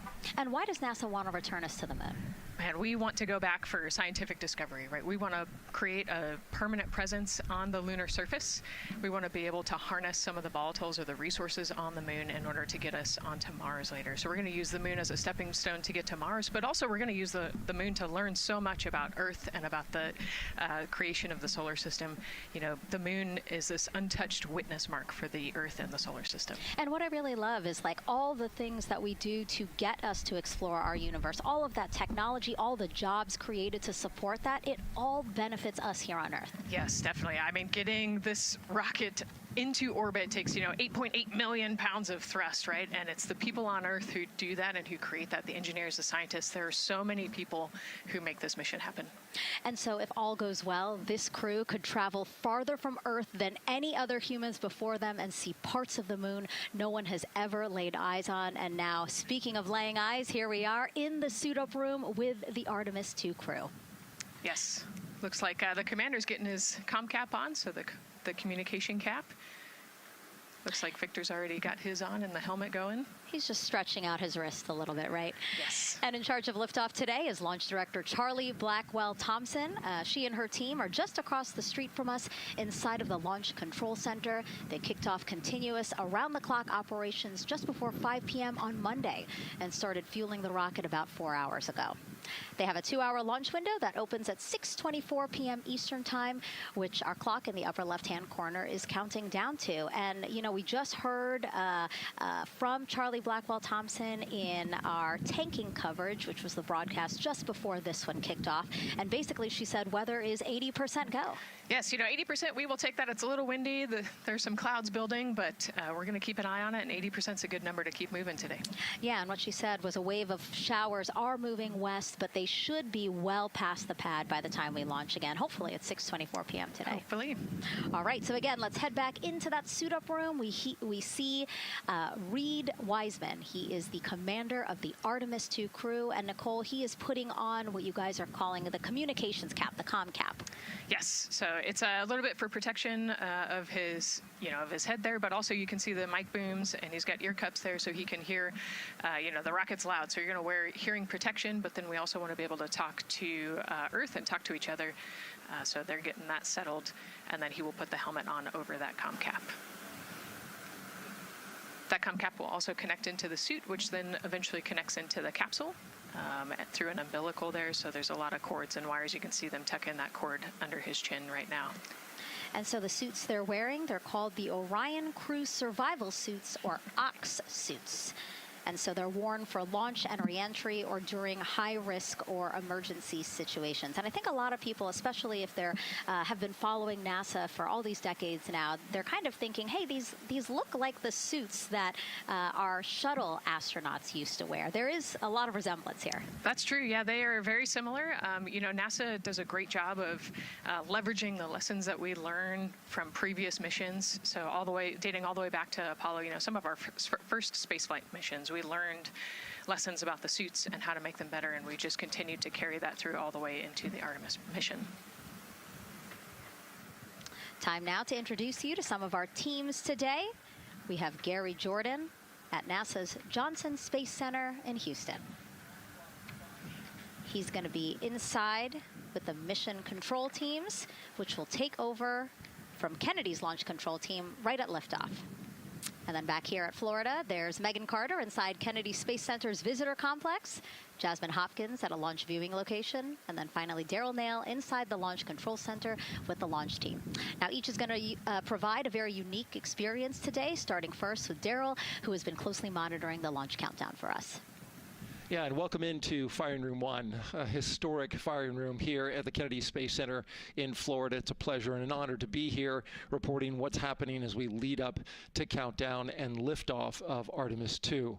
So far, looking pretty good.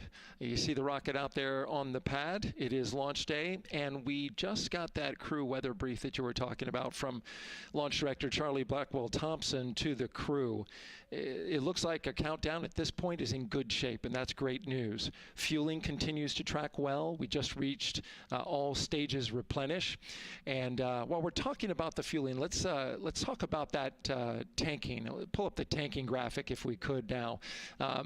That will give us an indication of where we are with tanking, and I can just tell you, as you see from this board right here, we are all stages replenish. So all tanks on board the SLS, the 2 liquid hydrogen, lower stage and upper stage, and 2 liquid oxygen, lower stage and upper stage, are at 100%, and that's exactly where we want to be. This kicked off at 7:30 this morning with a go for cryo load, and here we are roughly about 5 hours later, and we're fully tanked and now in replenish. The amount of propellant on board, roughly 733,000 gallons. That's about an Olympic-sized pool and a half. Huge amount of propellant. It's all flowed in there. The great news there, no leaks, no issues, and we're looking good at this point. So let's talk weather now. The weather, while it is favorable overall, it's not totally clean, and that was hinted at earlier when we talked about the storms. There is, of course, some onshore flow. Currently, our overall attempt percentage stands at 80% chance of acceptable weather conditions at the time of liftoff, which is going to be within our launch window. That's tonight from 6:24 p.m. Eastern Time until 8:24 p.m. Eastern Time. Winds are good. The lightning risk is low. But scattered showers still remain possible around the Cape and including near the pad. So the expectation is that there'll be some more active weather coming our way, but we're expecting it to push to the west.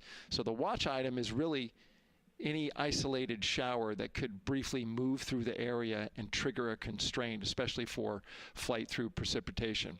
Well, you're looking now inside the astronaut suit-up room, and of course we got the 4 astronauts there. They talked to Charlie Blackwell-Thompson today, and everything looks good there. We're tracking one minor NC issue at this point. We'll talk. It's a non-conformance. We'll talk about that a little bit later in our next hit.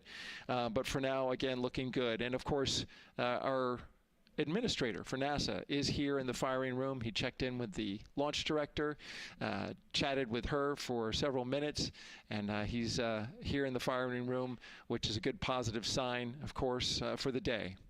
That's it for the firing room. We'll send it back now to Megan and Nicole. Daryl, thank you so much. Yeah, let's get back into the suit-up room here, where we now have a shot of all 4 astronauts, and it appears all of them are undergoing their suit leak checks. Can you talk to us about what that is, Nicole? Sure. Yeah, you can see, as the suit expands, that we're going to pressurize those suits. So in the case that we need it, if we lose pressure in the capsule, those suits will protect the astronauts and keep them pressurized and keep them survivable. So these guys are going to hold their breath for about 10 seconds. Any movement in the suit could cause changes in the pressure, and so we want to get a really nice, precise, accurate measurement on the leak check. And so they'll hold their breath. Even just their heartbeat could potentially make some differences in those super sensitive sensors there. So you can see the red and blue valves there, the air in and air out, and it looks like Victor just had a good leak check. Yeah, and actually they do 3 leak checks, again, just to get an average reading to say, hey, we have confidence that these suits are holding the right pressure. As Nicole said, that tube that's going in, that's putting air into their suits, and then there was that gold instrument that you saw on their other side. That's how they can control how much pressure is being released in order to do these checks. Yep, and they will do the leak checks here in the suit room, and then they'll do more actually in the capsule as well. They'll do another leak check. So we're going to make sure the suits are ready to go before we even step out the door, and then we'll check them with the entire system on the capsule once they get out to the rocket. And you might also notice that some of the astronauts, while they're doing their suit leak checks, you might have seen Victor gave an okay sign. You might also see a thumbs up, and that's because concurrently, while they're doing these suit leak checks, they're also doing comm checks. Yes, yeah, we talked about the comm cap earlier and the umbilical and how they plug in. So yeah, they're going to test the comm, they're going to test the suit, make sure everything. They're actually probably testing the cooling system as well right now. They're going to plug into the portable cooling system and make sure that all of that is working. So like I said, we want to make sure that we've got 4 healthy suits before we go out. Yeah, this suit, 3 layers, so obviously it can get hot. Yes. So one of the layers is a cooling undergarment, and basically they flow cold liquid through that undergarment to keep the astronauts cool and comfortable before liftoff today. Yeah, it's like a onesie with a bunch of tubes running around it, and the water flows through there to cool you down. All right, lots of information to share with you all today. If you have any questions, we'd love to hear from you. All you have to do is send your questions our way by tagging @NASA Artemis, and we'll try to answer as many of your questions live. And we'll also have some questions for you throughout the broadcast, so we hope you can participate in those opportunities as well. Okay, as we continue to be inside the suit-up room here, why don't we learn a little bit about each of our crew members? Right now, we are looking at pilot Victor Glover, but hopefully we can get a shot here of our commander, Reid Wiseman.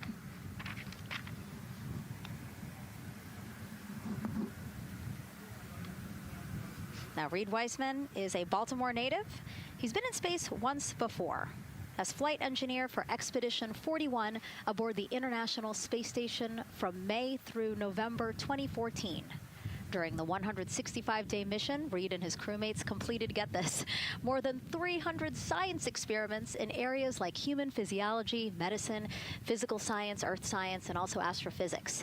They actually set a milestone for station science by completing a record 82 research hours in a single week.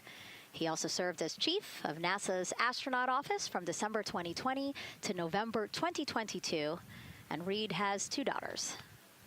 Yeah, I love Reid is such a great leader. He was the chief of the Astronaut Office when they hired our class of astronauts. And so, I think I have to publicly thank him for my job here today. But yeah, he's a family man. He's a good leader. And he's a great pick for the commander of this mission. Yeah, I think, in talking through some of his other accomplishments, obviously he has leadership qualities that makes him prepared for commander of Artemis II. Yes, he does. He's a well-experienced naval officer and now NASA astronaut. And so now here we are, pilot Victor Glover. NASA selected the California native as an astronaut in 2013. At the time, he was actually serving as a legislative fellow in the United States Senate. His first trip to space was in November 2020 when he launched as pilot of NASA's SpaceX Crew 1 mission. That was the first operational mission of NASA's Commercial Crew program, which resumed launching American rockets from American soil to the International Space Station at the end of the shuttle program. Victor is a U.S. Navy captain and naval aviator who served as a test pilot, racking up more than 3,500 flight hours in more than 40 different aircraft. He and his wife, Deanna, have 4 children. Yeah, 4 children, a lot of energy, but that checks, right? Because when I think of Victor Glover, I think of a lot of energy, smart guy who's always excited and ready to go. And there you go, he's smiling in the suit room this morning. Oh yeah, he's a great guy. All of them are. This whole entire crew. They're just a good group of human beings, of leaders, of friends, family. You know, I have never heard anybody say anything bad about any of these 4. They're also well accomplished, and they're also deserving of this opportunity to return to the moon. Yeah, and they're also humble, right? They're just standard humans going to the moon, but you would never know that when you talk to them in a normal conversation. And so it looks like Christina here has completed her suit leak checks as well, her communication checks too. Yep, they've already got her gloves off. They're getting ready to kind of hang out and relax a little bit, I think, before they walk out. She is a mission specialist for this mission, native of Grand Rapids, Michigan. Was selected to the Astronaut Corps in 2013, so actually same class as Victor. She served as flight engineer on the International Space Station from March 2019 to February 2020.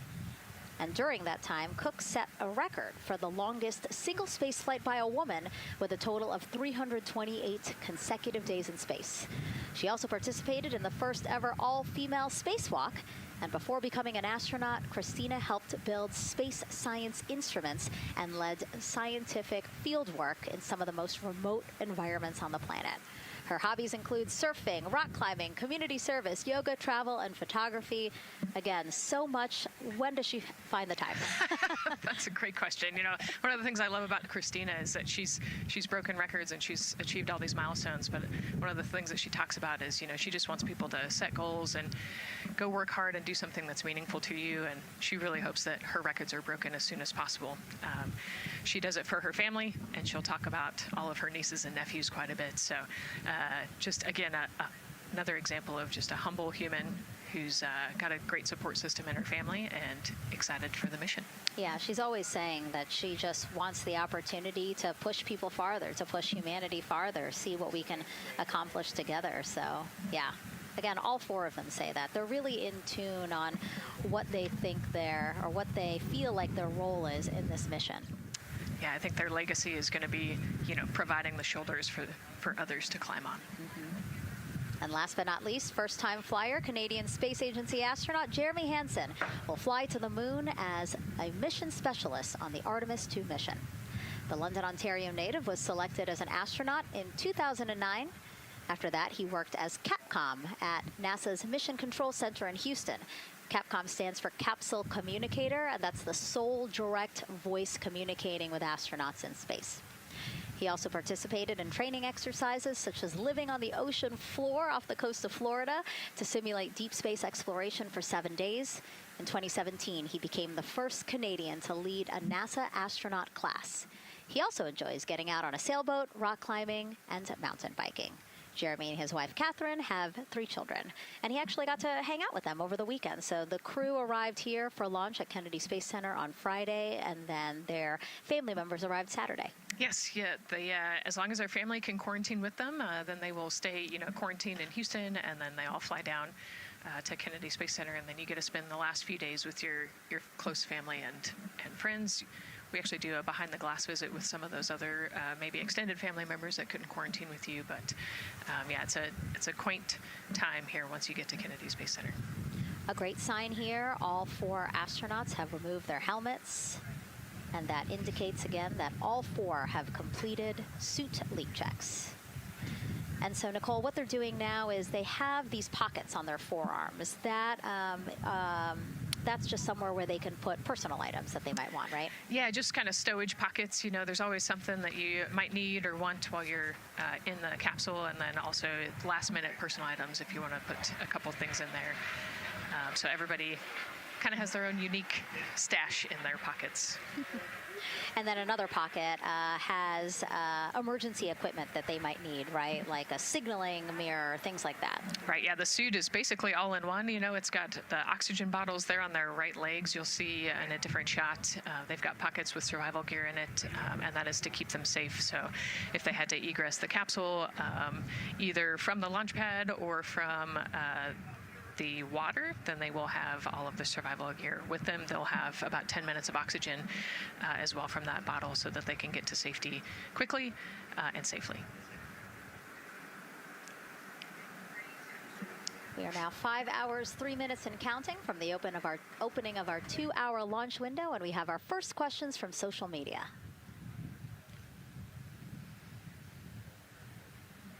Question here from X. So to be clear, this is not a mission to land, but to orbit the moon. Thank you, and thank our astronauts. Nicole. Yeah, this is a great question. You know, I think it's important to highlight the mission of Artemis II, where we are going to go around the moon. We're going to see the far side of the moon. We're going to see parts of the far side of the moon that human eyes have never seen before.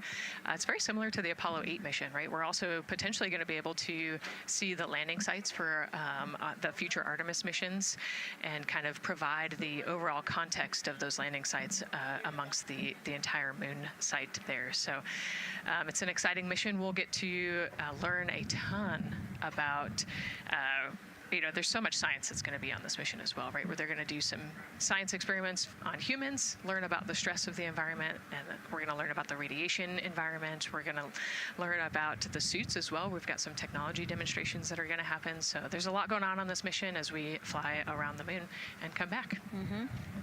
We always say it's about increments, right? Like we're making that next giant leap to Mars, but in order to do that safely and to do that thoroughly, incremental steps. Exactly. And, you know, like we said, this is the first time that we've put crew on this rocket. And so actually before we even head to the moon, right, we're going to stay close to the Earth, and we're going to check out all of the systems on Orion, make sure that it can handle 4 humans, make sure it can handle people sleeping, people exercising, you know, all of the environmental control systems are working. So we want to make sure that the capsule is safe for the crew before we send them, you know, almost 250,000 miles away. Yeah, that was a great question. And we actually have another one that we'll pull up on screen here. Another question from X. How long will it take them to reach the moon, and how long will the entire mission last? Another great question, right? So they're going to do a couple orbits around the Earth. They'll do a perigee and an apogee raise burn. What that means is that they're going to accelerate to get further away from the Earth, and they'll get into a really highly elliptical orbit first. And then once they get into the translunar injection, so they're actually on a free return trajectory, which means we're going to accelerate them, and then they're going to escape Earth's gravity, and then just based on orbital mechanics, they'll be able to come home without having to do another burn or acceleration. So it'll take about 4 days once they leave Earth's gravity to get to the moon. They'll fly around the moon, about 4 days back, and then land. So overall, about a 10-day mission. Exactly. Yeah, these are really great questions, guys. We know that, again, we are sharing a lot of information today, so please do not hesitate to reach out. Obviously, Nicole, very smart here, and we're happy to answer any of your questions. Again, tag @NASA_Artemis wherever you're watching this coverage. And now we actually have a question for you. Who would you take with you on a trip around the moon? Would it be your bestie? Would it be a pet, family member, or a seasoned astronaut? Think about that one. I know. I like that. I absolutely know what I would say. I think it would make my husband upset, but I have my answer here. But we'd love for you to go to NASA's Instagram or Twitch accounts to vote. Again, who would you take to the moon with you? Bestie, pet, family, or seasoned astronaut? Try to go vote, and then we will share your answers soon. Again, husband is not going to like my answer. And we're not the only ones with questions today. We will also hear from celebrities during our launch coverage. See what Stanley Tucci, Scarlett Johansson, and others want to know about NASA's Artemis II test flight. Plus, the surprise of a lifetime as kids marveled at the rocket and spacecraft rolling to the launch pad. Look at those cute faces there. Oh, I love that. Love those suits. And we'll show you how the astronauts will eat, sleep, and go to the bathroom while in space. Keep in mind, the Orion spacecraft is about the size of a 6-person tent. Yeah. not super big, but you know, it's 10 days with your 3 best friends, so I think it's manageable for sure. But you know, every ounce counts when you're trying to get to the moon. And as we continue to look into the suit-up room here, a fist pump for some of the folks in the crowd there by Victor. Why don't we take a look around the center here? We know that there are some folks who are already getting ready to check out the team here as they drive across KSC to their launch pad. Look at that. Oh, that's so awesome. That's a great crowd. They're waiting there in front of the vehicle assembly building. So actually, they're just down the road from us. This is a good crowd, as Nicole said. Oh, there they are. They just got their cue. Oh, now? Let me wave now. Oh, yeah, they are excited. That's amazing. So all of these folks, content creators that are getting behind-the-scenes access as part of NASA's NASA social experience here. So as you can see, very excited. The crew will get into their convoy and drive past them here pretty shortly. Yeah, what an amazing way to share the Artemis story, right? By inviting these social media experts out to share the story as they drive by. All right, again, let's take a look at the clock. 4 hours, 58 minutes and counting from the opening of today's 2-hour launch window. So why don't we check back in with Daryl with the launch team.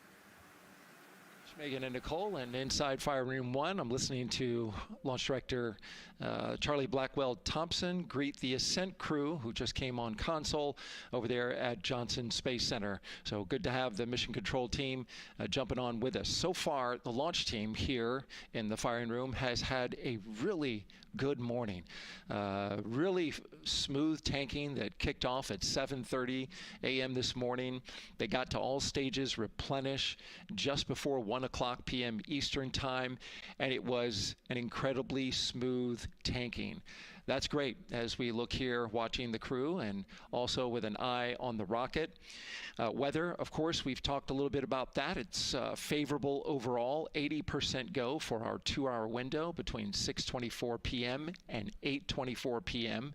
We don't have an exact T0 right now because that's going to come to us closer when we get closer to launch, roughly about 20 minutes before liftoff. But it's going to be within that window and towards the beginning, provided everything continues to go smoothly along the timeline. And so far, that's been the case. I mentioned that there was a small issue in my previous live hit that actually was incorrect. There was no issue. I've gotten the good data now that I'm on the headset and listening into the loops. Avionics engineers are keeping an eye on a display unit inside Orion that's just running a little cooler than normal. It's not going out of limit. It's actually completely fine. But they just were noting the trend and reported that to the NASA test director. So they'll keep their eyes on that. But again, there was no LCC violation. And once they get the cover off Orion out there that's protecting it from the rain, they expect the temperatures inside the Orion crew capsule to stabilize. And with that, we'll send it back to the host desk with Megan and Nicole. Thank you so much, Daryl. Now, Daryl is inside Firing Room 1 in the Launch Control Center, or LCC, as you might hear it referred to, which was built in 1967 to support Apollo missions. In fact, Apollo 11, the mission that landed on the moon in 1969, that was called from the exact same firing room. NASA then upgraded the LCC to support shuttle missions, and now Artemis. You can see there a shot from when we supported shuttle. Now with Artemis, the primary launch team for today is in Firing Room 1, but there is actually support staff in Firing Room 2 as well. And together they will propel this ambitious test flight off Earth.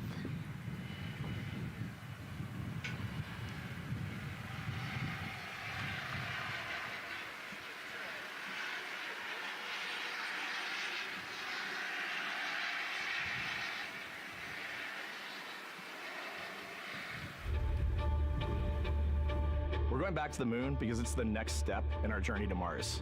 We need to go explore the moon. There's vast regions of unexplored areas with the coldest, darkest places in our solar system.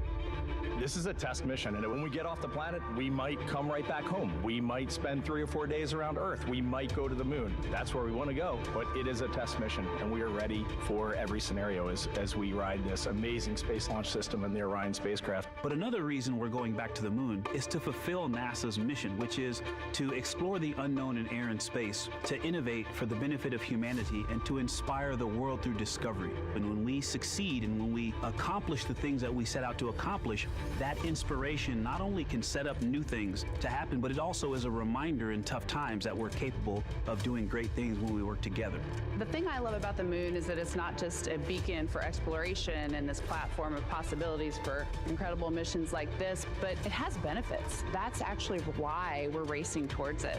Those benefits are really wide in nature. You have everything from innovation, technology development, not only for future missions going deeper into the solar system, but technologies that come back to Earth. You have inspiration, a whole generation of people starting this pipeline of STEM workers and manufacturers and operators that are excited to see what you can do when you work hard and you come together as a team. When I think about the 4 of us flying around the far side of the moon, seeing that Earth rise, taking images and video and sending them back to you, the feeling that I have inside is hope.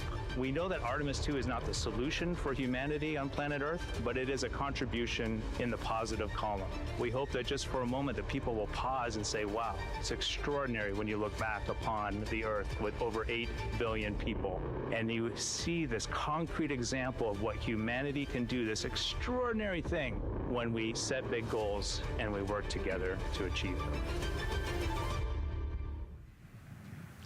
Now, Kennedy's launch control team takes us to liftoff, but then mission control at NASA's Johnson Space Center in Houston takes over. That's where we have our Gary Jordan embedded with that team. Hey, Gary. Hey, Megan and Nicole, it's great to be joining you from here in Houston, Texas. I'm in NASA's Mission Control Center, where the Artemis II Ascent flight control teams, led by Flight Director Judd Freeling, recently started their shift to monitor the Orion spacecraft integrity, the Space Launch System, and the crew to make sure all criteria is met to commit to today's launch and the mission ahead. The team you see here in this room today has been training extensively to prepare for the highly dynamic phase of flight that begins shortly after engine ignition. Teams here will be monitoring the flight of the Space Launch System, Orion, and of course the Artemis II crew on board as they make their way from the Kennedy Space Center into Earth orbit. The lead console positions will be in this room, called the White Flight Control Room, a room which traces its legacy to the Space Shuttle program, with the first shift supporting STS-70 in 1995, more than 30 years ago. Each console represents an expert in a particular discipline, whether it be communications, propulsion, crew health, life support systems, or trajectory. And each of these individuals has a support team in other rooms, each ensuring that no data point is left unchecked, no procedure is missed, and combining efforts as one Artemis team to ensure crew safety and mission success. After liftoff, Mission Control Houston will be staffed around the clock over the next 10 days until the spacecraft is safed for the recovery teams and the crew is extracted from integrity and brought aboard the recovery vessel. The roar of a powerful Space Launch System liftoff is just the beginning. The mission is, of course, a test mission, and the first with humans on board Orion and in deep space. The crew's job is to put the systems and capabilities of Orion to the test, taking us closer to a sustained presence on the lunar surface. It's great to see the crew gathered around the table. Megan, with that, we'll toss it back to you as we continue to monitor from here in Mission Control Houston. Back to you. Thank you so much, Gary. Yes, a pre-flight tradition that we have seen with our crewed flights and our astronauts, the card game, Nicole.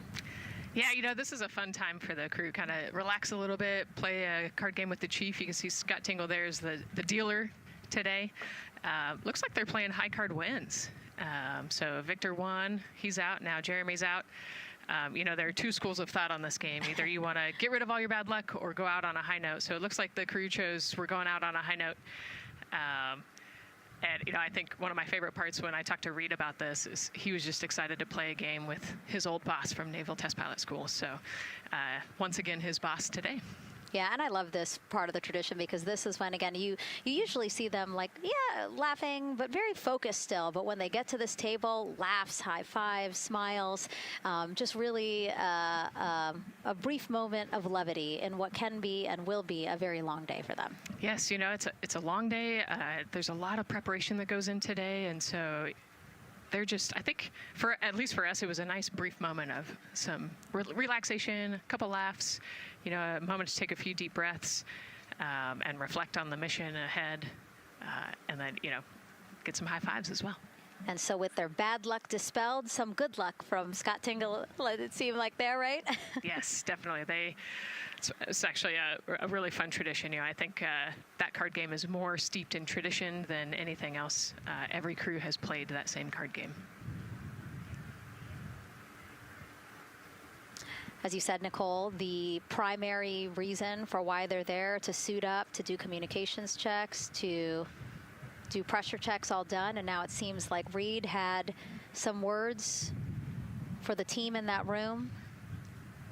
Yeah, you know, this day can't happen without thousands of people, right? And so the suit room is a great example of that. You've got all of the suit techs, and you've got your support team there, everyone who has made this day possible. You know, they've been working with the suit team for years at this point, getting ready. So some fist bumps to the group. Again, the suit team are the folks dressed up in those white, very snazzy outfits. Special outfits that we can talk a little bit more about later, but each crew member was assigned their own suit technician. So as you said, working very closely with the same person to make sure that the crew felt comfortable and ready in these suits as they lift off from Kennedy Space Center. Right, and you know, each suit is slightly different, each person is slightly different, and so these suit techs know each individual super well. They know exactly how they like to get into the suit, exactly where things might get caught, or, you know, small adjustments that might need to be made. So they know their suit techs well, and their suit techs know them very well.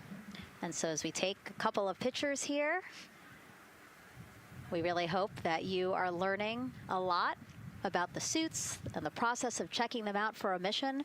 But imagine the opportunity to get a hands-on demonstration from people who helped design these suits. Take a look.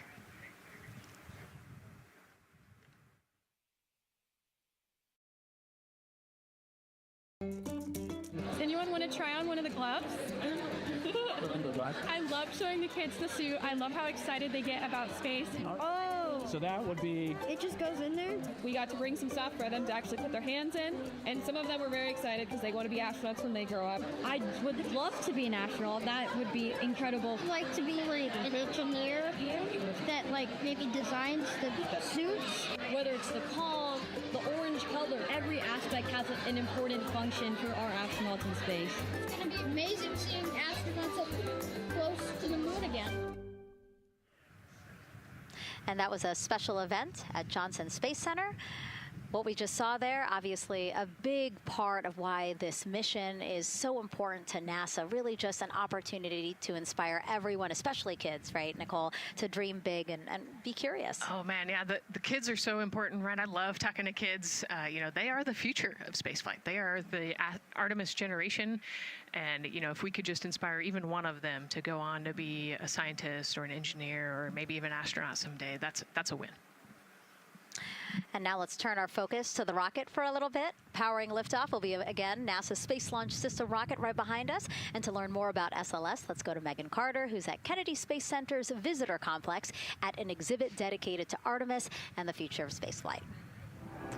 That's right, Megan. I am so excited to be over here at the Visitor Center, but not just because of launch. I get to introduce you to the moon board. This is obviously a very complex mission, lots of moving parts and pieces. So the moon board is going to allow me to break some of those things down for you just a little bit more in depth, starting with that SLS rocket. Now, the SLS, or the Space Launch System, very big, very powerful. It is going to be producing 8.8 million pounds of thrust at launch.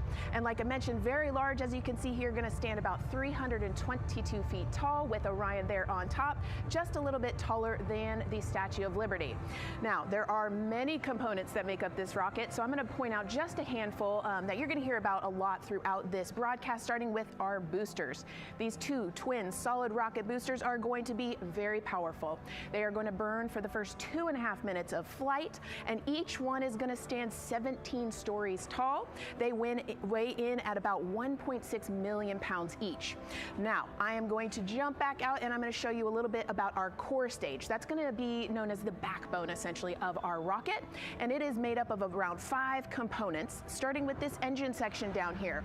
This engine section is where our 2 propellants are going to be funneled down through our pipelines, and they are going to be mixed at 2 different temperatures, very complex processing, and they are then going to go on to feed that fuel to our 4 very powerful RS-25 engines. These are going to produce about 500,000 pounds of thrust each at launch, and they will burn for 8 minutes.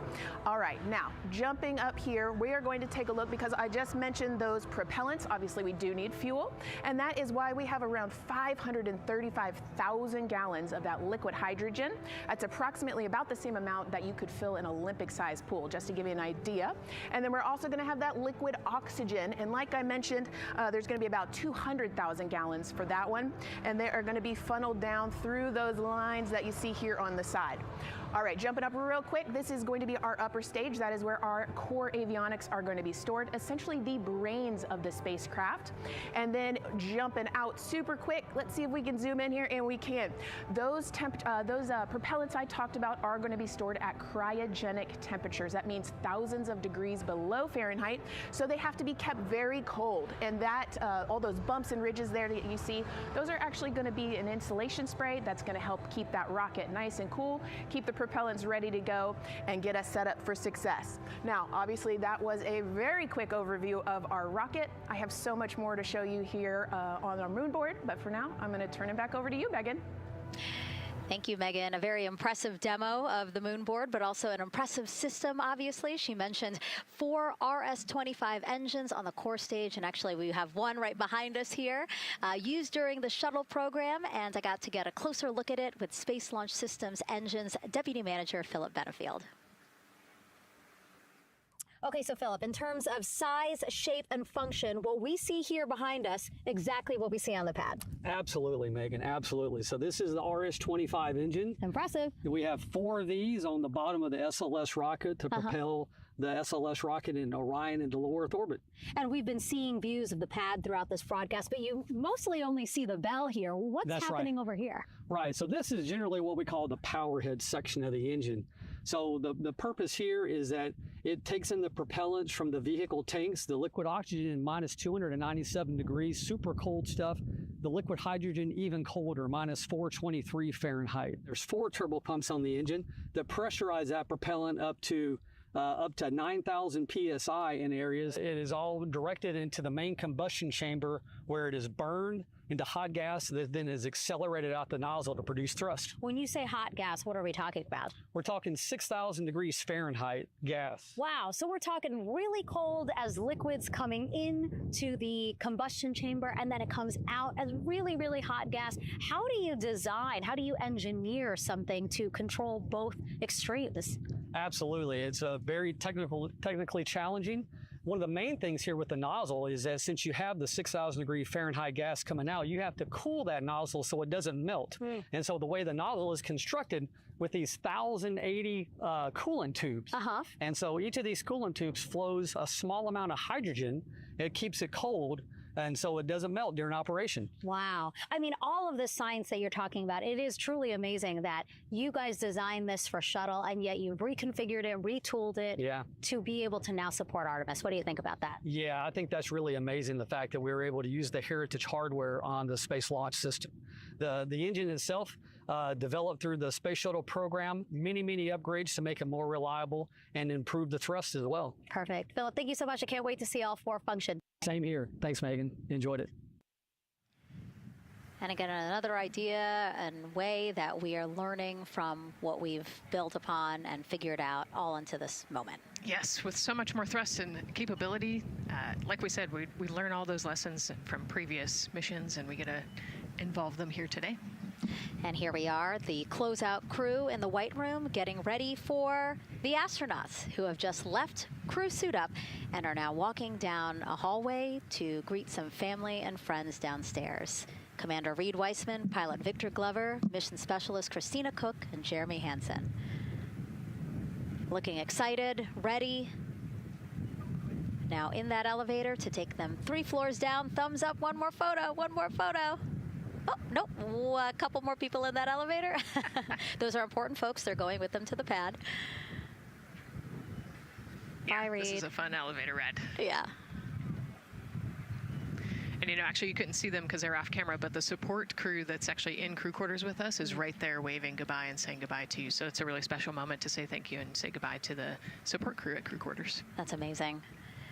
And so again, they will ride down 3 floors, and then soon we'll walk out the doors that you see underneath the banner there that says their names. These doors, the same doors that astronauts who have launched from Kennedy Space Center have walked out of since the Apollo program. Yes, and you can see another tradition is putting your patch on that archway as well. So I'm sure they did that over the last couple days. They did. It's actually it's so hard to see because there's so many of them, which is also great, but it's on the door frame on the right-hand side, the very, very bottom. Awesome. Great crowd here. A shot now of everyone who is waiting to greet the crew as they walk out of the operations and checkout building here at Kennedy Space Center and will board their ride to the launch pad. Yeah, this is a really great shot, right? Because you get to see a little bit of what goes on there. So you've got the close family that were in quarantine with them up close. They get a wave goodbye one last time. You've got a little bit of media in the background, and then you've got some NASA employees and a lot of the program managers off to the side as well to wave goodbye one last time and wish them luck. Yeah, it's a really nice moment. Again, they have had some quality time with family, but this is their final opportunity to say, see ya in 10 days. Yep, the last wave. And so there are different pens of people, again, as Nicole was alluding to, specific to the quarantine rules that you followed in order to be able to have that access, have that closeness with the crew. And then on the bottom left-hand side of your screen, the Astrovan. And that is going to be the crew's ride out to the launch pad. This modified Airstream motorhome can seat up to 8 people inside. It has a TV and sound system, and we know they plan to watch a video during their trip out, right, Nicole? Yes. So I think Top Gun is on the menu, yes. And then also Point Break because Christina surfs. So I think they've got a pretty decent entertainment planned. So I love that. It gets them in the headspace, the right headspace to really just enjoy the ride to space. NASA's history with Airstream dates back to the 60s when the company created a crew quarantine vehicle for when astronauts returned from the moon. This picture here, President Nixon talking to the Apollo 11 astronauts inside said quarantine vehicle. Then during the shuttle program, Airstream created the first generation Astrovan, a 27-foot motorhome that transported astronauts across KSC to their launch pad. And again, that is what we're going to see today. A very similar picture. Again, the orange suits, the Astrovan, very reminiscent of what we have done before and how we got to where we are now. Yeah, and it's a pretty cool ride. You get about 20 minutes to get out to the launch pad and watch a movie, listen to some music. It's kind of an interesting, and then along the whole way here at KSC, all of the employees from Kennedy Space Center come out. You can see in the background of the shot you're looking at right now, all of those employees and everybody lining the streets, waving and wishing them luck. I think this is an emotional moment for a lot of people because this is the last time where a lot of people will be with the crew, because once they get to the pad, there's only a handful of folks with them before launch. Yeah, definitely. This can be emotional for the crew, can be emotional for the families, of course. I mean, I got to wave goodbye one last time to my sister, and when we walked out those doors, and yeah, it's surreal. You know, it starts to become much more real the closer and closer you get to the launch pad. 20 seconds now from when we expect the crew to walk out those doors. It must be really hard for them to patiently wait for these very specific milestones. You've got a whole group back there that's telling jokes and keeping it light. So.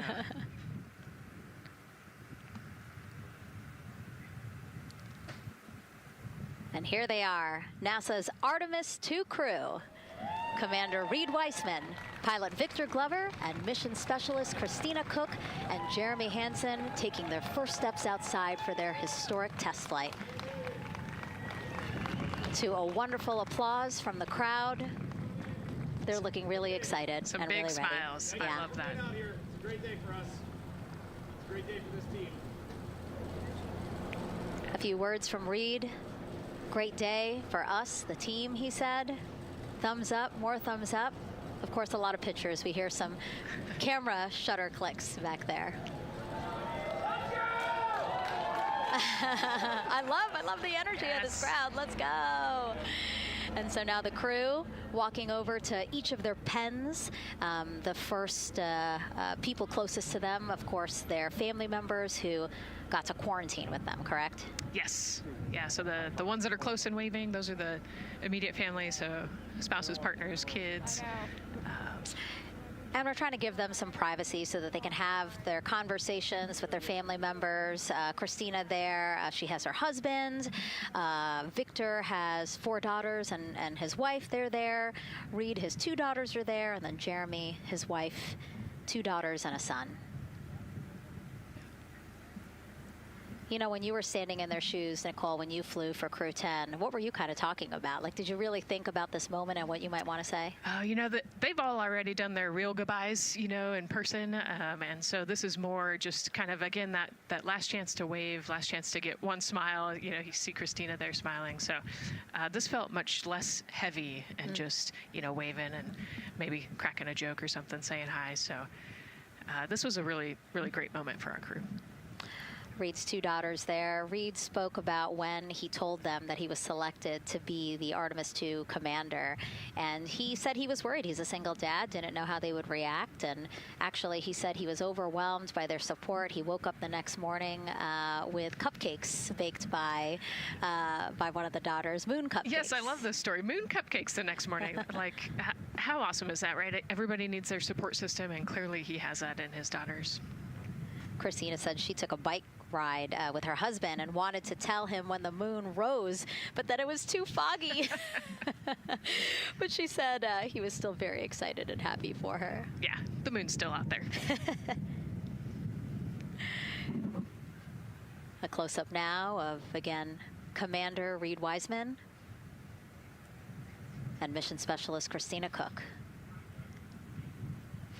To the right of your screen, as we pan left, we have pilot Victor Glover. Victor told his wife, and they told their 4 kids together, and he said that one of them just started yelling, "Let's go!" Yes, I love that. Again, the support from the family is awesome.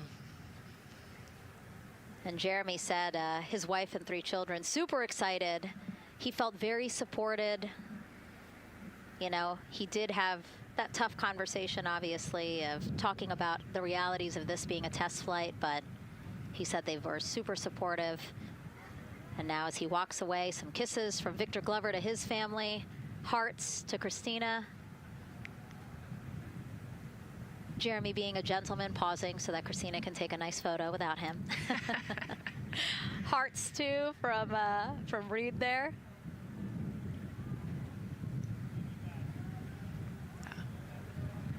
Hearing Victor saying, "Love you guys." Saying that to some of his crew members there. Woody. Some more applause from the group. Quick wave to some of the NASA program managers, and I think Norm Knight's out there, the FOD Flight Operations Director.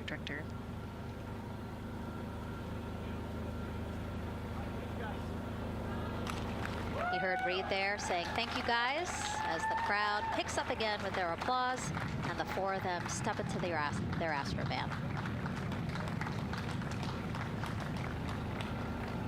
Looking at the clock, very on schedule right now. Again, according to the very detailed timeline of launch today, they are expected to drive off in about 20 seconds.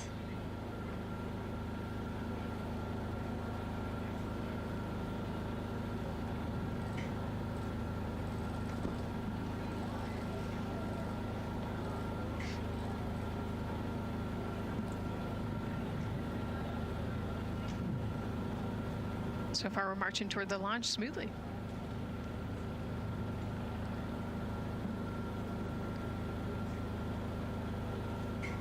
Do you think they're queuing up the video? Definitely. And that's why they haven't left yet? They're like, we can't go without Gotta get our your point snacks and movie break. ready. Yeah. Where's the popcorn?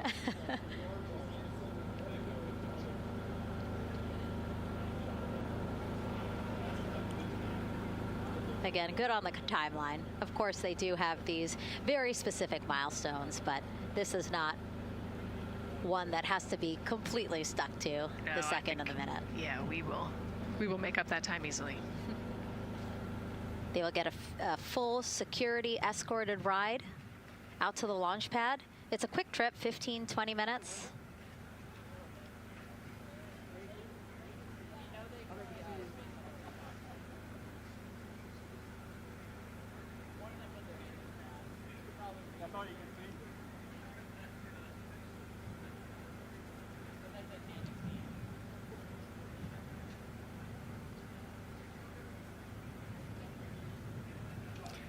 The closeout crew at the pad still just getting everything ready for their arrival. Configuring Orion, right, Nicole? Yes, so they're probably laying out the seat restraints and getting all of the umbilicals set and ready to go so that when the crew gets there, they can ingress and start getting strapped in and connected to the capsule. And in our smaller box there, we have a shot of our administrator, Jared Isaacman, bouncing around quite a lot today. Was in the firing room right after the crew weather brief, saying to the crew that they are good for them to start suiting up, and now here to wish them well as they drive out to the pad. Yes, he's so invested in this mission. I love it. You know, he's been an active participant today, and exciting to see him there at the walkout.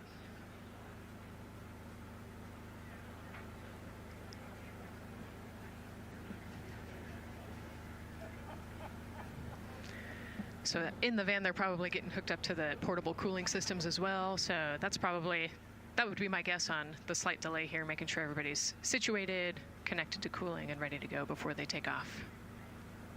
Right, because the orange boxes, we didn't talk about it when we were in the suit-up room, but if anybody noticed, there are these orange boxes, and that's what provides the cooling to those thermal garments. And so those boxes have been staged inside of the Astrovan so that once they got there, they can connect up again so that they're cool and comfortable on the way out. Right, so they were off cooling from the walkout, you know, said hello to their families and the 80-degree weather here in Florida today. So it can get really warm in the suit quickly if you're not careful. So we want to make sure everybody's comfortable before we drive off.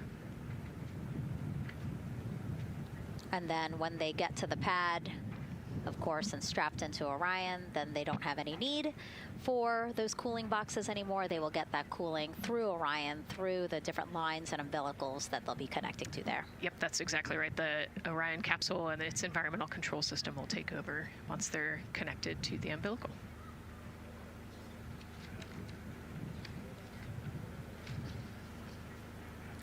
And so when we were watching them get into the elevator, I said, oh, there's a couple more people going in there. And they were, again, those folks in the white suits that we saw. Again, suit technicians. Yep. And there they go. And off they go. Reid, Victor, Christina, and Jeremy now on their way to launch pad 39B, where they will fly to the moon, something no human has done in over 50 years. They may also set a new record as the farthest humans have ever been from Earth, a record set by the Apollo 13 crew almost 56 years ago today. We still hear cheers as they drive away from the operations and checkout building here at Kennedy Space Center. Now, while the crew make their way to the pad, let's get to know each of them even better. First, Commander Reid Wiseman. The moon, to me, it's the thing that connects me together with all the other humans in my life. I remember being a little kid lying in bed at night and just looking out at the moon in whatever phase it was in, and I was thinking, man, my friends that live like 20 miles away, they can probably look out and see that same exact moon. And then when I was in the Navy and I would look out at the moon and I'd be halfway around the planet, I would think, man, my brother can see that moon where he is and he's halfway around the planet from where I am. To me, it's a connection of life on Earth. We can all look up and see that moon, and it's always changing. The moon is never the same 2 days in a row. I love that. My name is Reid Wiseman. I'm the commander of NASA's Artemis II mission around the moon. I grew up in a little town just north of Baltimore, Maryland, about 20 miles north of the city. There was a National Guard base nearby my house, and there were A-10 aircraft that would fly over every now and then. I just would look up at them and be like, man, I want to be up there. I want to go do that. And then my brother went to the Naval Academy, and I would go every year and watch the Blue Angels fly during commencement, and that just started to grow and grow and grow. For a while, I wanted to join the Air Force, and then I realized Navy flies as well, and they fly from ships in the middle of the ocean, and that was it. Like, done deal for me. That is exactly what I wanted to do for my career. Flying is freedom to me, especially when you're in a jet aircraft coming off of an aircraft carrier in the middle of the Pacific Ocean.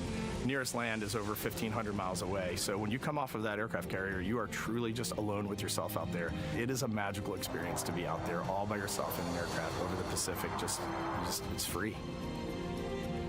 I think anybody who accomplishes something that they set their mind out to, there's no one thing that does it for them. It's a combination of everything. I mean, the way my parents raised me, the way my brother and I, the way our relationship developed over time, my friends, being in the marching band, going to college, setting my own course, learning how to live on my own, being mentored along the way, being, kept on the path to success, but being given the freedom to, make excursions and fail every now and then and regroup and carry on. I think all those things come together in the end to get you where you are. I've had to overcome, I'm a human being. I've had to overcome a lot of fears. I'm pretty scared of heights. I joked about that on the International Space Station, but it turns out I'm only scared like at the edge of a building. When you're up on the International Space Station, even though you're 250 miles up, I never had that feeling of falling or that I was, at risk up there. I just kind of loved the feeling of floating and looking down at Earth.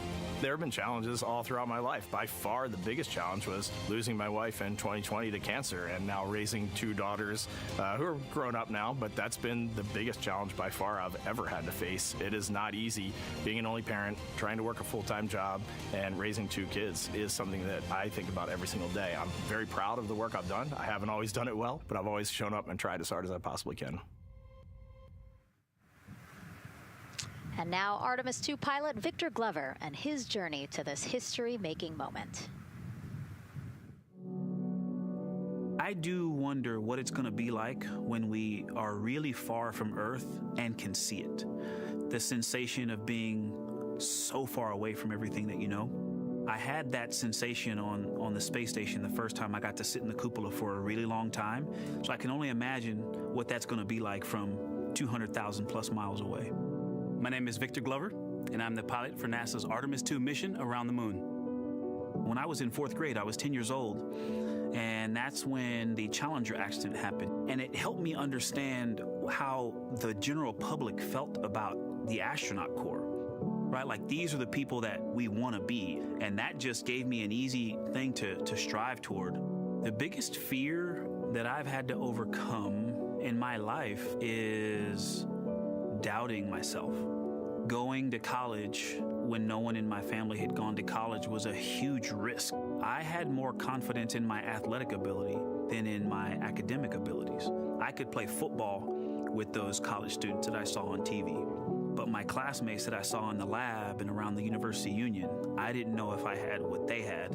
I think addressing that self-doubt was a part of, swinging for the fence and trying to go get an engineering degree, not just go to college, but get an engineering degree and then go do something challenging and technical like flying. Apollo is known for sending humans to the moon. Artemis has an opportunity to continue the Apollo story, but I actually think it's important for this story to stand on its own. Artemis is a new program, and we're trying to do new things. And it's great to compare and contrast. When you look at our spaceship, you can see parts that were designed, built, and integrated in another country. When you look at our crew, you see that our crew is international. There are also men and women. And I just think that comparing and contrasting makes the story even richer. The piloting role specifically, I will have an hour and a half or so where I get to fly the spacecraft by hand. We haven't flown that many spaceships. And so the ability to fly one actually in space on a test mission is just a really unique opportunity. I can't tell you how I'm going to feel when we fly by the moon and see the moon up close and the Earth from 250,000 miles away, but I don't use the word excited because I'm focused. You know, what we do, this is very serious and it's very risky, and we are all intimately familiar with that risk. And so if we go out there and we're successful and we can pass that baton on to Artemis II, that's something to really be excited about. Great to hear from Reid and Victor in their own words about how they feel about this mission and their role in it as the convoy turns this corner here onto the road where the vehicle assembly building is and where the group that we showed you earlier today, ready with their flags. Wow, that group has expanded exponentially. Love this. Yes, this is great. So many people. Flags, oh my gosh, I love it. Oh, this must feel so special to the crew to see all of these people here to wish them well. Yes, this is heartwarming. Look at how many people there are. Everyone is so excited about this mission. Signs, people have made signs. I feel like the Astrovan has slowed down a little bit, you know, to really take in the moment. Wow. That's amazing there. Again, crowds continue going as we are now passing the historic vehicle assembly building. This is where the Space Launch System rocket was assembled and stacked with Orion. Its history, of course, goes back to the Apollo days, but today it is home to the Artemis missions to the moon and beyond. Gosh, still people lining the route. Yep. I love that.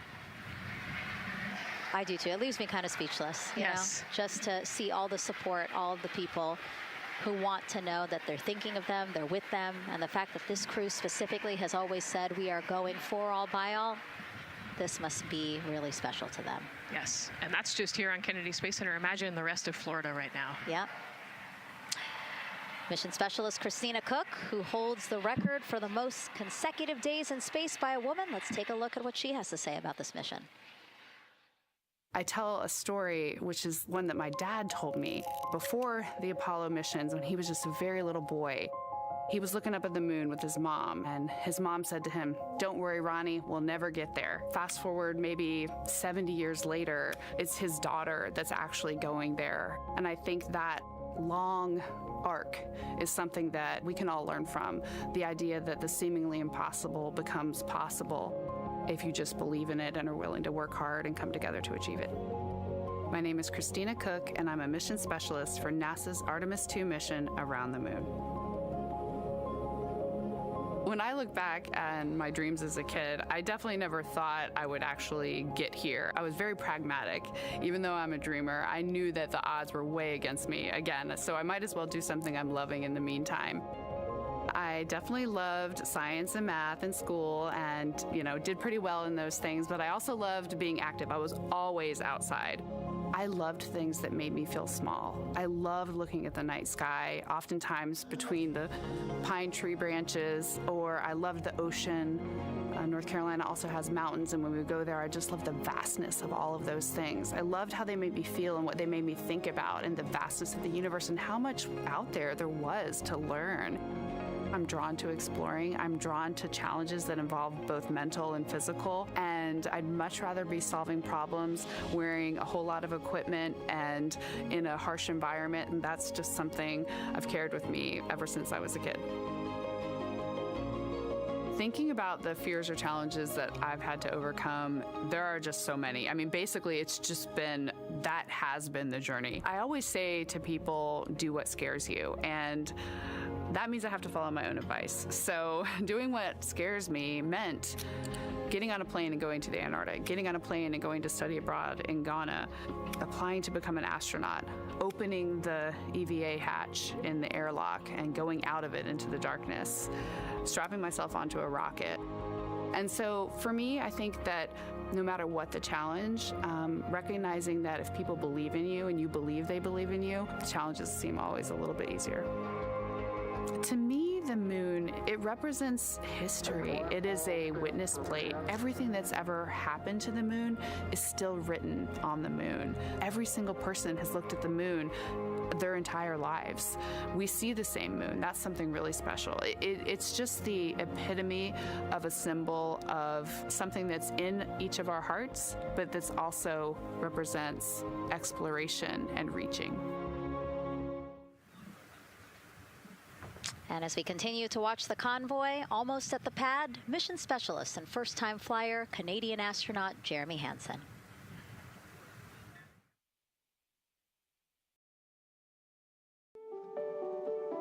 I have this very distinct memory of seeing an image of an astronaut standing on the moon. It's burnt in my brain because I went back to it so many times in my childhood, and I would look at that image, and I know it had a huge impact on me that humans had walked on the moon. My name is Colonel Jeremy Hansen. I'm an astronaut with the Canadian Space Agency, and I'm a mission specialist on NASA's Artemis II mission around the moon. My elementary school years, I grew up on a farm outside of London, Ontario. I spent as much time as I could with my dad on the farm. I learned the value of hard work, for example. If I wanted to go to work with Dad, it was going to be a long day, and I was going to have to not complain, or I wasn't going to get to go the next day. I had a treehouse. I had a vivid imagination, and I changed my treehouse into a spaceship. I made all these dials and controls. I had circuit breakers for switches that I found in the barn, and I was exploring space in my imagination. The most important thing I did to get to where I wanted to go in life, which was flying fighter jets and eventually becoming an astronaut, is I shared those desires with other people. And it turns out, just like you don't go to the moon on your own, if you could, I would have done it a long time ago in my treehouse as a kid. You have to go as a team. I think the biggest impediment to achieving my goals was, of course, myself. And I think that's a common human experience. There are many times where just little things would get in my way, and my immediate interpretation of that was, well, now that goal's out the window. You know, people must have lifted me back up, and somewhere in the back of my head, that persistence came through. And I think that's a common human experience, to doubt ourselves. I've come to this, I guess, realization that I believe that we all have gifts to contribute, and the goal is to figure out how to use your energy towards adding positively to humanity's existence on this planet. But I love it when humanity sets big goals, like sending humans to the surface of the moon with an eye to eventually going to Mars, because when we do that, we can bring together genius from not just even in one country, but around the world. I've also learned from my indigenous mentors that they refer to the moon as Grandmother Moon. So you've probably heard of Mother Earth. They use Grandmother Moon because Grandmother Moon is responsible for the water in their community, just like the moon moves the water around the planet, affects the tides. And I think that's a really beautiful thing for us as we go back to the moon, to think about all the different cultures around the world and how they view the moon differently. And that's really neat because we all share that same moon in the night sky. What's really neat, too, was that drive to the launch pad, that point of view to see what the crew is seeing as well, as their Astrovan rides up the pad slope and are now on the surface, about to walk up to their vehicle. Yeah, you know, we talked about how tall this rocket is earlier. Wow. Look at that. Yeah, look at that point of view, yeah.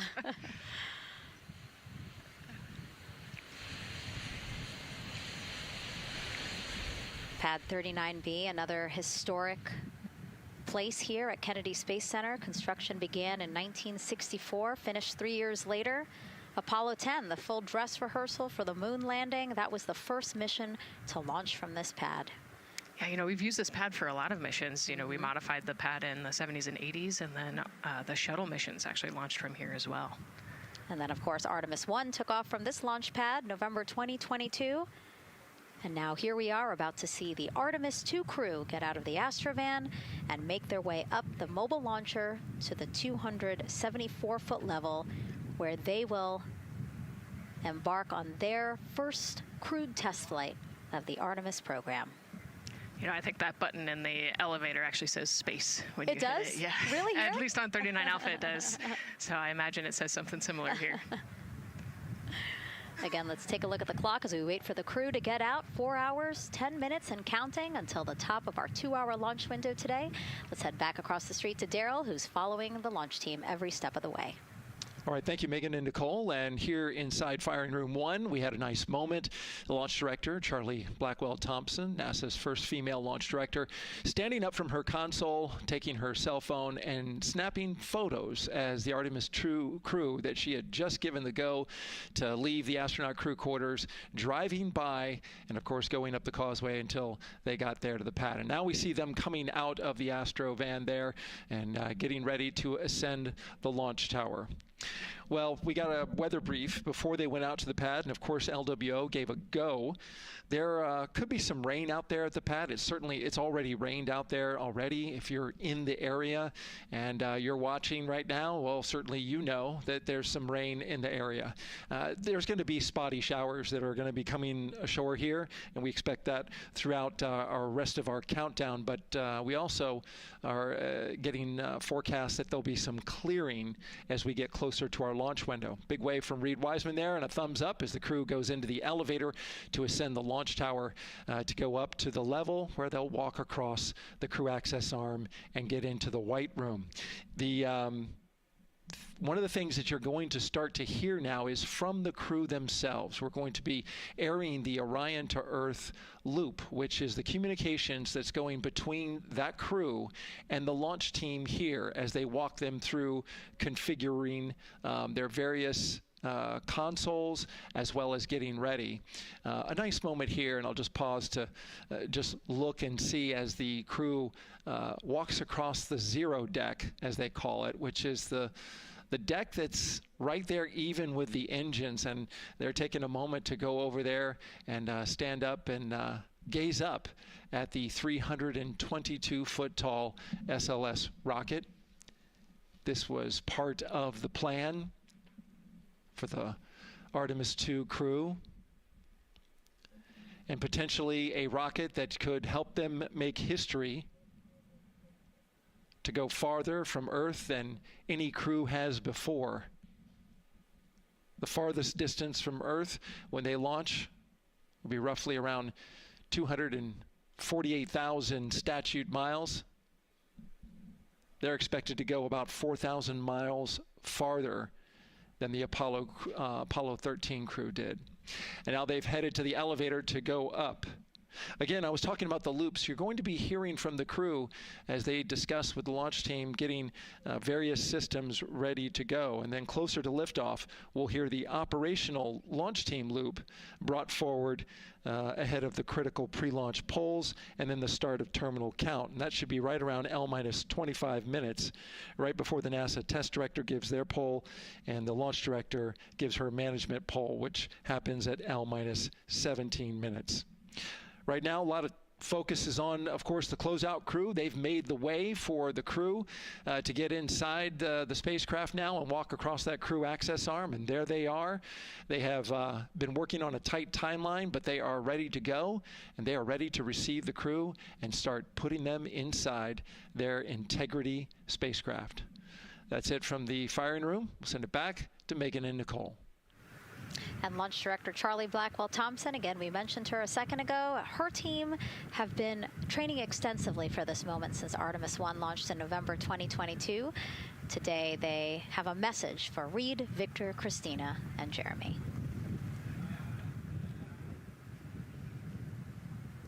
Today, you carry the work of thousands and the hopes of millions. Every test, every simulation, every long day and night have led to this moment. This team is ready. The vehicle is ready, and you are ready. From the ground to the moon, Godspeed, Artemis II! I love that. I just love seeing all of the people who have contributed to this mission and the fact that this is what they've been working for, and now it's culminating today. Yeah, thousands of people have worked on this mission, and we saw there from the launch team, but human spaceflight is like the ultimate team sport, is what I like to say, and that's just a great example of our team wishing our astronauts good luck. That shot there that we were just looking at was aimed at the elevator doors, again, to catch the astronauts as they make their way up to the 274-foot level of the mobile launcher. The mobile launcher is the structure you see there. It is not only a way for the crew to obviously access Orion, but also provides the fuels, communications, all that to the rocket. And now we're watching the crew walk across the crew access arm, getting a beautiful view of Kennedy Space Center. From 274 feet. Woo. Nicole laughs because Nicole is also, like Reid, does not like heights. I do not like how open that crew access arm is. But Reid made it across, so that's good news. It looks like they really enjoyed it. You know, they didn't just walk straight past. Christina and Victor, we definitely saw. Some thumbs up there, looking too. out, yep, that crew access arm. And then Reid, he knows where that camera is. Taking the opportunity to, again, just tell folks, hey, we're doing good. Ready for it. And it looks like they're actually probably signing their patch. Yeah, there's a wall with patches there, and so each crew signs when they get up for their launch. And so this is probably actually the first time a crew is doing this in the White Room of Launch Pad 39B. Don't quote me on that, but I think the signing started with the commercial crew program. So there's a lot of that in the White Room over at 39A, but again, this is 39B. Yep. And so now in this room here, the White Room, again, we will see the crew don or put on their communication caps again, their helmets, their gloves, and remove coverings that they had on their shoes. Yeah, so they want to protect the suits while they're walking out and up to the White Room, and now they'll finish reassembling those suits. Put the boots on, put the gloves on. You see they're working their comm caps now, and they'll work the helmets eventually as well.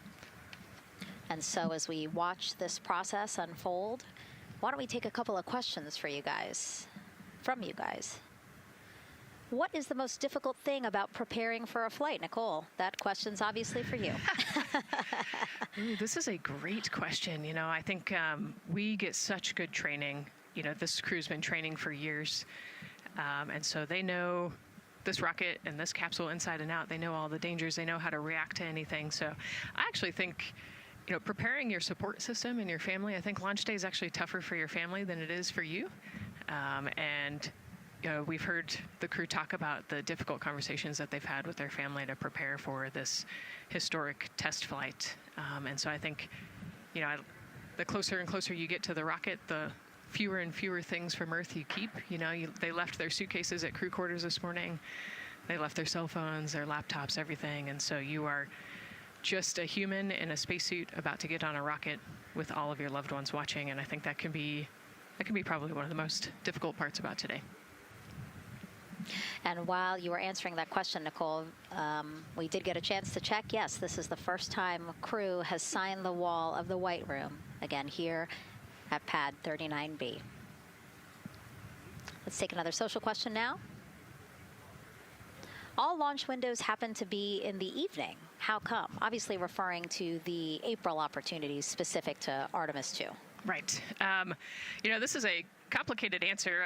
I don't know that I would have the exact mechanics behind it, but it has a lot to do with orbital mechanics and where we are in terms of the Earth and the Moon relationship. And, you know, like we said, we're trying to get on that free return trajectory. And so it has a lot to do with when we can do the perigee and apogee raised burns and the translunar injection. So there's a lot of math that goes behind these launch windows and why they shift and move and why we just so happen to be in the evening for the April launch windows. Yep. You did answer it well. All right. And before We asked you guys a question. Who would you take to the moon with you? Would that be a bestie, a pet, family member, or seasoned astronaut? Overwhelmingly seasoned astronaut. So Nicole, you and I are going to the moon. Was that your answer as well? That was totally my answer. Again, like I thought my husband would not like that answer because he'd want to come along too. But I think if asked, he would also say seasoned astronaut. So that's fair. Yeah, like we said, there's a lot of training that goes behind it. These guys can react to anything that comes their way. And so, yeah, if you don't have all that training, maybe you do want someone that's a little bit more experienced. Yep. So correct answer, everyone. And now we have another question for you.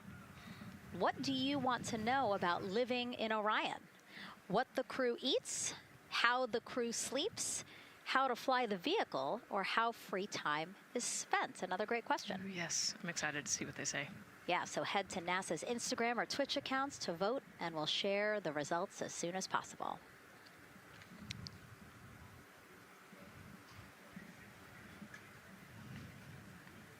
And while you're doing that, remember to also sign up to be a virtual guest for this mission. Just go to the link we'll pull up on your screen. As a virtual guest, you will get mission-specific information, notifications of any schedule changes, and curated resources straight to your inbox. You will also receive commemorative stamps for your virtual passport after launch and splashdown. Again, we really, really want you guys to engage with us, engage with this mission, come along with us for the ride. So yeah, take advantage of these opportunities to be a part of it. Yes, it's a mission for all. And so back in the suit, no, not the suit-up room, the white room. Well, they're suiting up. You can see why I might have slipped that up. So they are continuing to put on gloves. Reid and Jeremy look like they've been checked. Again, they've put on their gloves, their helmets. They've taken off those coverings on their shoes now that they're about to get into Orion. And then suit technicians are also helping Christina and Victor. And they're in this particular order, actually, because this is the order in which they're going to ingress into Orion. Again, we have Reid, Jeremy, then Victor, last Christina. Yeah, and that just has to do, like you said, with the seat orientation. So as the astronauts sit down and lay back in the capsule, the left side will be Reid, and then below him will be Jeremy. So that's why they're going to get in first, to create space for then Victor and Christina to get in. And let's talk a little bit now about the closeout team. We saw a few of these folks also in the suit-up room. Suit technicians were in there, again, to make sure that they get into the suits properly. And then a couple of them came out to the pad here to, again, do the same thing. Hey, are you comfortable in these suits? Is everything is as you expected? And then these folks here will help them get into Orion, buckle up. And so we were talking a little bit about their attire, specially made for what they're doing right now.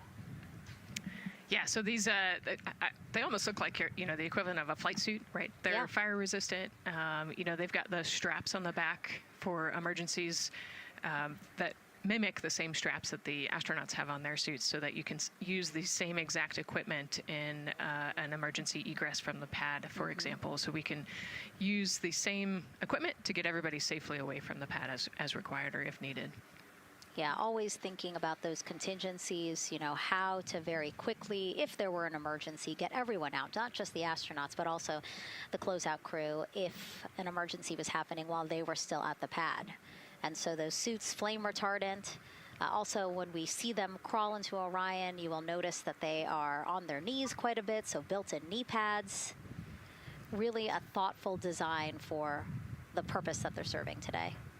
Yeah, they're functional, which is exactly what we want, but also they're pretty classy looking, so we did a good job with the design. I was going to say, they actually look like, the outfits that car racers wear, right? Yeah. And then when I said that to the lead of the closeout crew, he's #1 if we do see him, Taylor Hose, he said, well, actually, we are kind of like a pit crew, like they're very quickly moving through the operations so that not a lot of time, not more time is spent at the pad than is needed, because this is a fully fueled rocket, Nicole. Right. Yeah, we want to minimize the time that we have more humans up in the White Room, but also safely and efficiently get the astronauts ingressed into the capsule. And so that's their main job. That's so yeah, I like the pit crew analogy. Works great.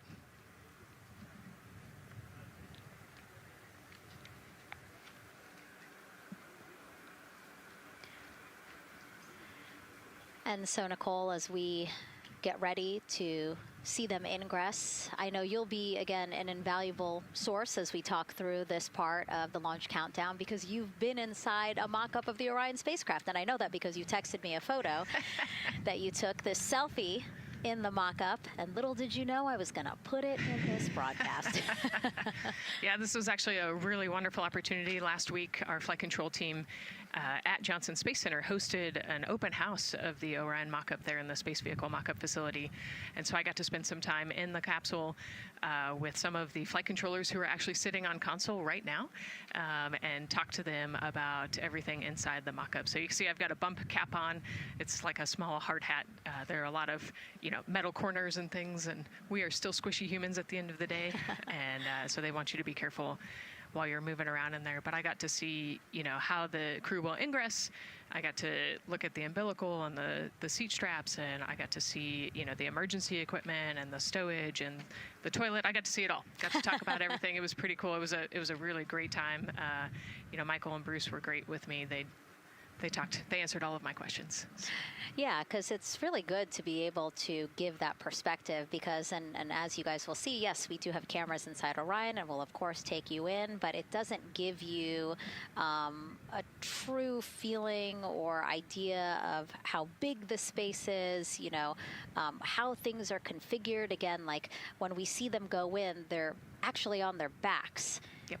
So, again, it's just hard to really get a sense of the inside there, but Nicole is going to really help walk us through that. Yeah, you said they're on their backs, and, you have to somehow get there, and so they're actually going to almost barrel roll onto their shoulder to get onto their backs and their feet up on those leg rests. Actually, Andre's holding onto right there. You can see Andre number 2's inside getting everything ready for them. And actually, those leg rests for the pilot and commander seat will come off once they get into orbit to create some more space for them. And it looks like we're getting ready to ingress here. Yep, thumbs up from Reid. Everybody configured with their suits, and so in we go. They actually get inside by walking backwards. That's the easiest way to get in, right, Nicole? Yeah, so he will step down right over the flywheel or the exercise equipment that they've got in there. We'll talk to that in a second. And then you actually step down right on top of the toilet area backwards. You can see him going now. Oh, and he's already turned around and walking in. You can see Dre's protecting his helmet and his visor there from all that metal. Yeah. It's a tight squeeze. But they've done this a lot, so Reid's already all the way across the capsule. Yeah, that was fast. Impressive, Reid. Impressive. That's why you're the commander. Oh, a heart there from Jeremy again. Yep, Canada. Yeah. Canada is about to get into Orion. And so you mentioned Dre. Why don't we talk a little bit about him? So that was NASA astronaut Andre Douglas. And he is actually one of the backup crew members for the Artemis II mission. He trained alongside the primary crew and will step in and if any of the 3 astronauts are unable to fly. Yeah, Dre's actually a classmate of mine, so fellow fly. Oh, yeah, so we've worked very closely together. It's exciting to see him in this role. Yeah, Virginia native, selected as an astronaut candidate in December 2021. He completed his training in March 2024 and was subsequently named as the Artemis II backup crew member just months later in July. Before joining NASA, Andre worked at the Johns Hopkins University Applied Physics Laboratory, where he specialized in spacecraft systems engineering. His work focused on the systems that help spacecraft know where they are and how to get where they need to go. So obviously critical for missions to the moon. Yeah, he's a wicked smart guy. He's got like 15 degrees, I think, or something. Oh, my. So. And so now here we are back inside Orion, where the closeout crew, each one with either Reid or Jeremy. So it looks like Andre is with Reid, And this is a camera shot of behind Reid's head. So Reid, while Andre is buckling him in, it's a 5-point harness, Reid was configuring his control panel. Yeah, the displays. We're getting the displays ready so that they can monitor all of the systems and monitor the launch as they go. Christina there signing the wall.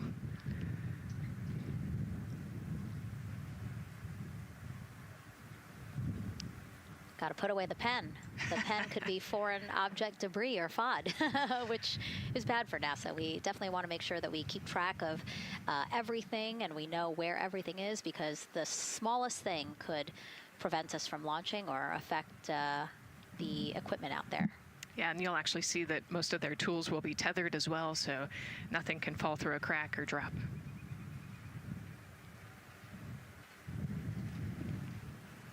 And so as soon as Jeremy and Reid are good to go in their seats and connected to their communication umbilicals, as Daryl had said before, we will start hearing the loops, the audio mission loops, specifically Orion to Earth 1, which is the communication loop that the crew communicate on to the different teams supporting launch today.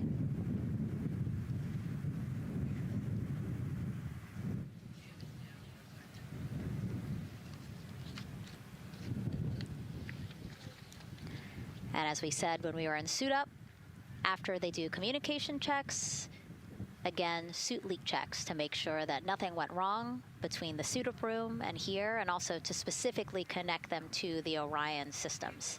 Yes, this will be an integrated test with Orion and the suits to make sure the entire system is working and ready for flight.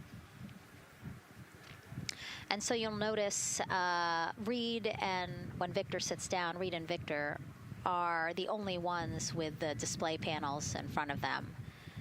Jeremy and Christina will actually share a personal computer device, and that will be on Jeremy's leg, and that's how they'll continue to follow along with telemetry and data. Yeah, it's actually pretty cool. This is one of the technology demos that we're doing, and so they're going to plug into the system, and it'll be a screen repeater on that that device for them, so that they can see what the pilot and commander are seeing. OTC at MS2 is online for context. This is OTC. Repeat. MS2 ready for comm checks. The MS2 ready for comm checks. MS2, OTC, Orion to Earth 1, comm check. OTC, it's MS2. Have you loud and clear on 1. You're welcome, sir.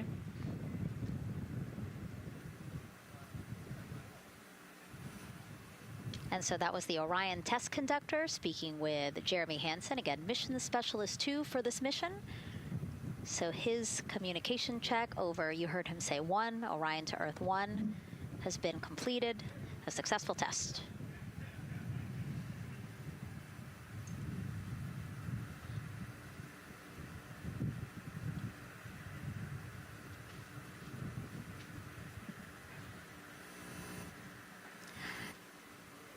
The rest of the crew here waiting in the white room. Again, as Nicole was saying, a little tight there for all of those folks. So Christina and Victor will wait until Reid and Jeremy are done getting buckled in. Yeah, I think 4 astronauts and 4 suit techs would be a tight fit in that capsule. Yeah, I mean, take a look at Bill. He's number 3 there, that the suit technician there. He is kneeling where Christina will be in order to get Jeremy situated.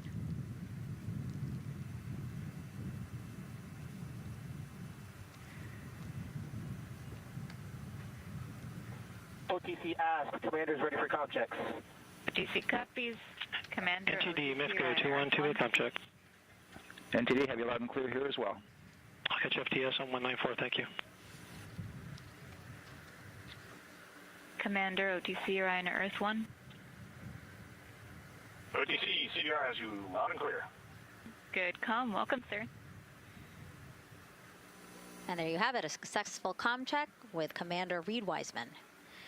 And so... And CDR, NTD on Orion to Earth 1 for comm check.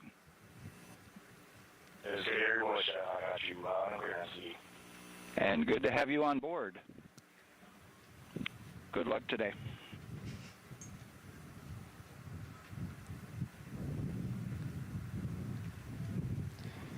And so now these two closeout crew members will finish up what they're doing here. Again, Nicole, walk us through what is happening here. They're connecting umbilicals, is what we said. Yeah, they're strapping them in, so they're getting their restraints connected. It's a 5-point harness with a quick release, and then they're connecting the umbilical, which has actually 4 different connections. So it's got the air in, air out, the water for cooling, and then the comm as well, the communication cable. So they're going to make sure that all of those connections are good to go, make sure the crew's receiving the cooling and the air, and then we heard the comm check as well. So they're just making sure the umbilical connection was good to go, getting them strapped in and ready, and then they will move on to Victor and Christina. And so while we wait for that to happen, why don't we get another check of the launch countdown milestones with Daryl and the launch team?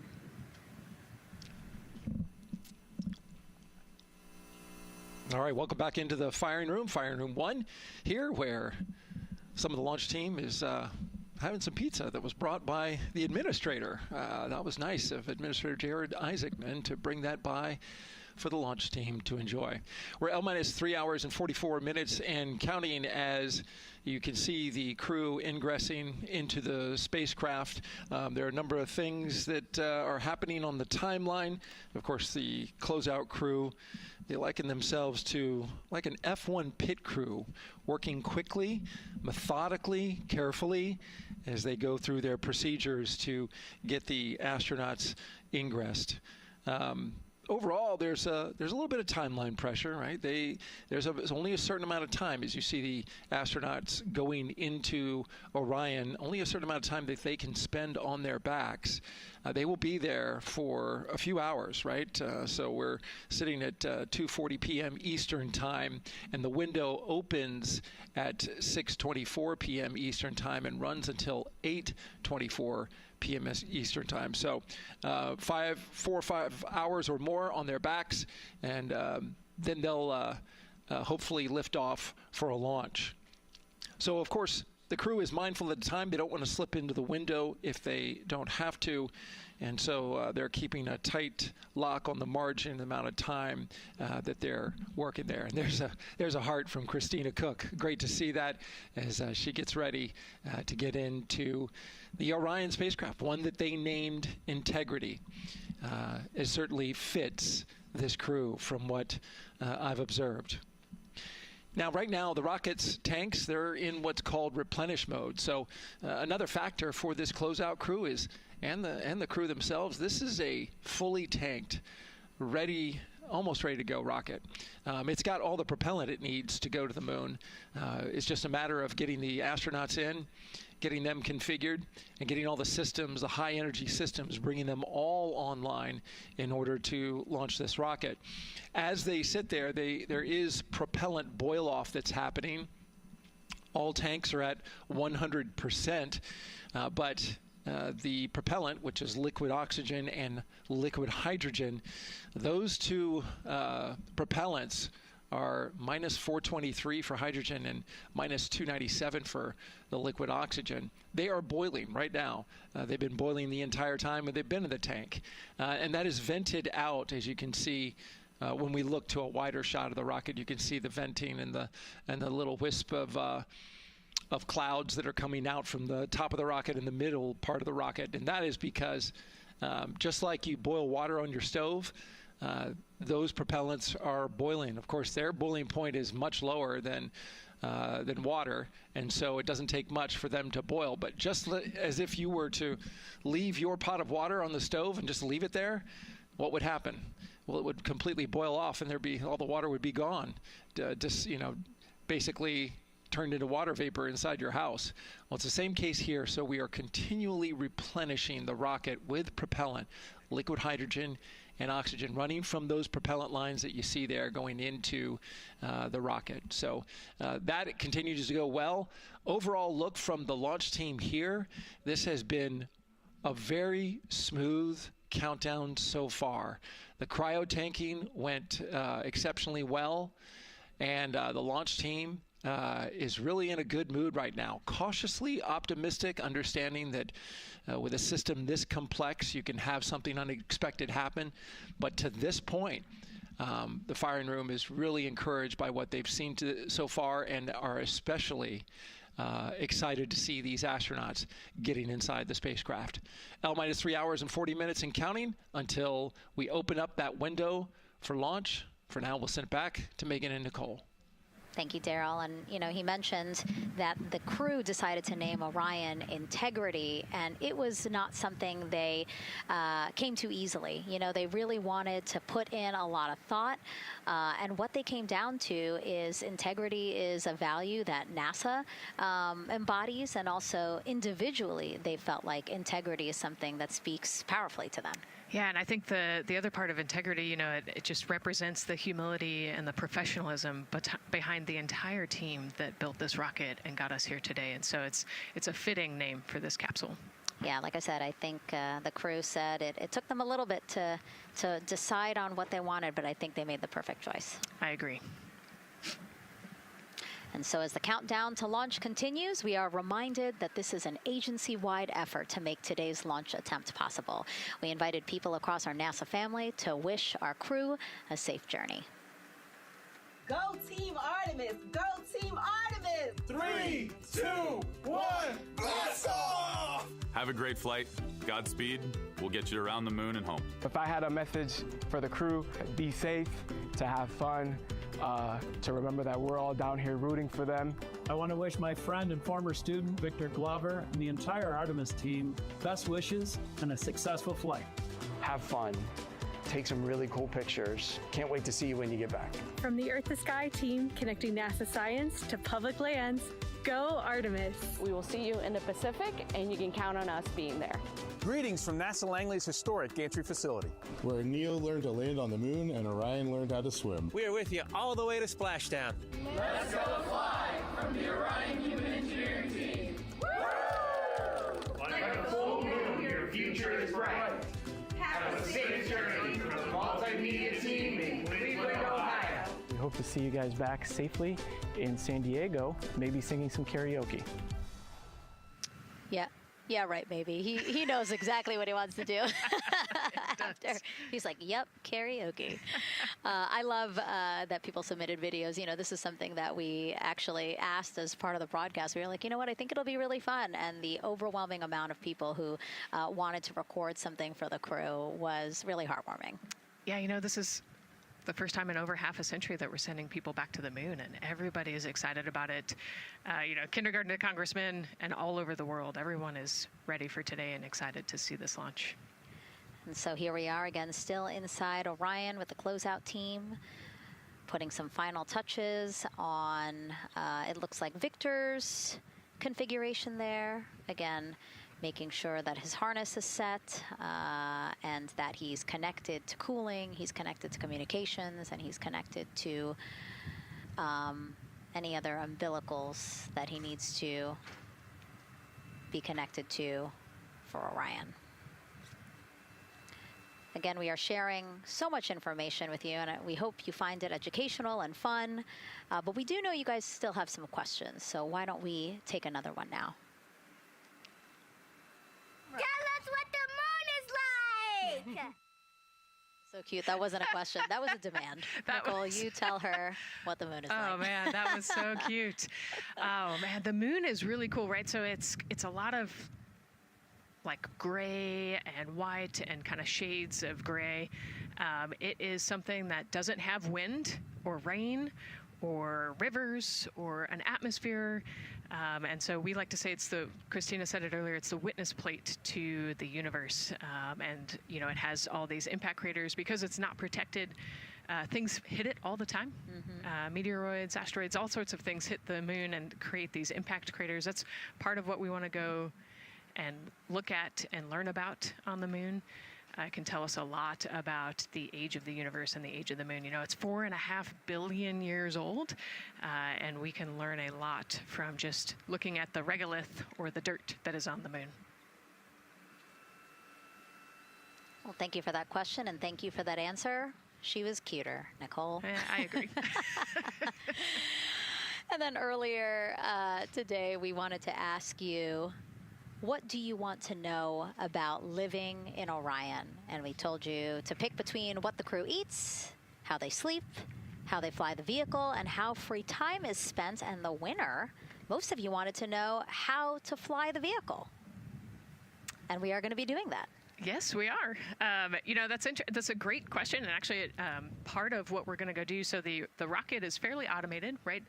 There's a countdown, and the whole system knows when it needs to ignite the engines.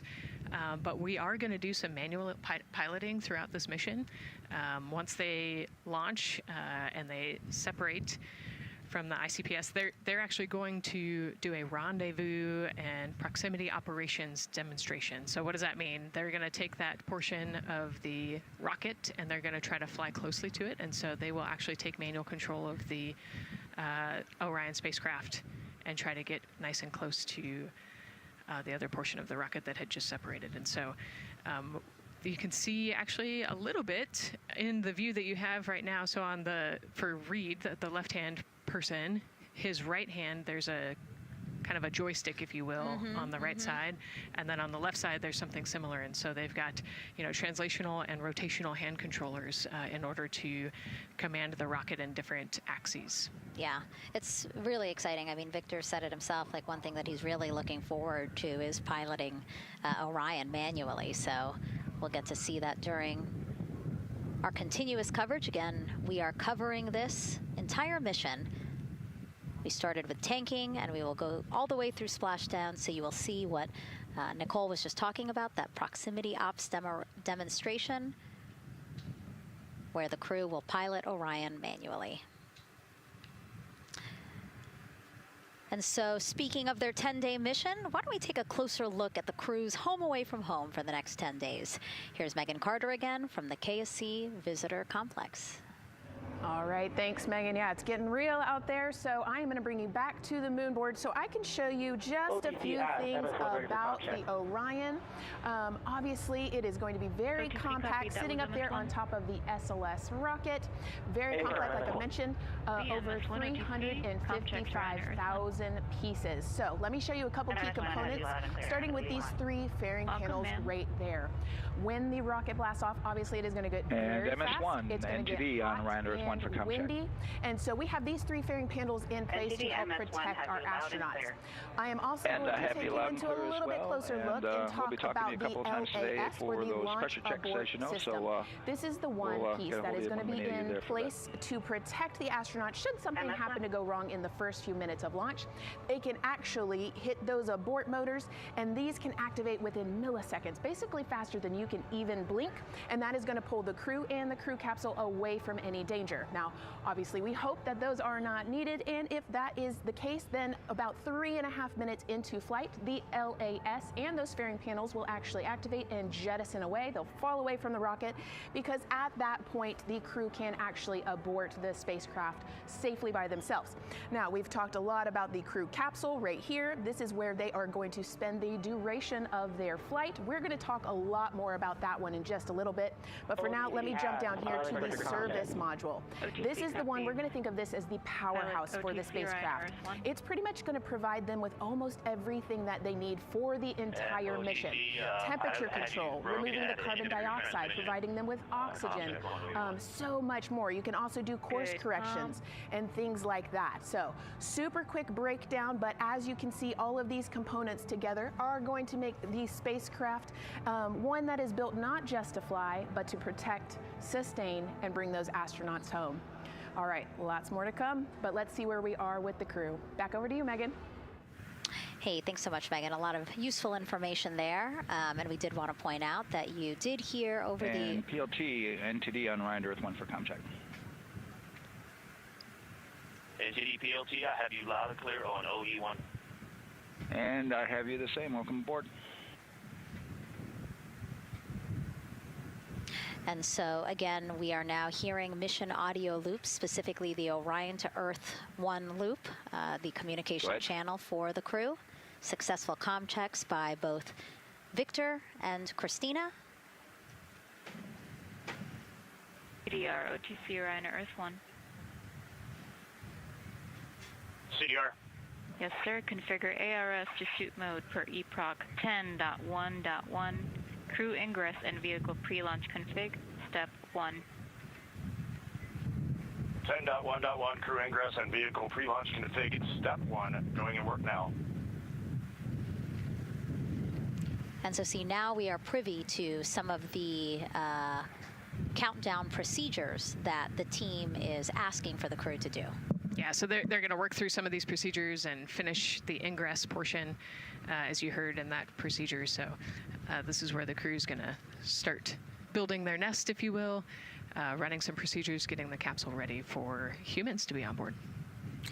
And now look at the clock, 3 hours, 30 minutes and counting until the opening of our 2-hour launch window, and we are pretty good on time. We are as we are expecting in terms of when ingress will be wrapping up soon. And so now let's bring Gary Jordan, again, our commentator inside of Mission Control at Houston. Gary, let's check in with you about mission preparations. Hey, Megan, thank you. Yes, we're following along here in Mission Control Houston. OTC copies. And we'll stand by for those con checks.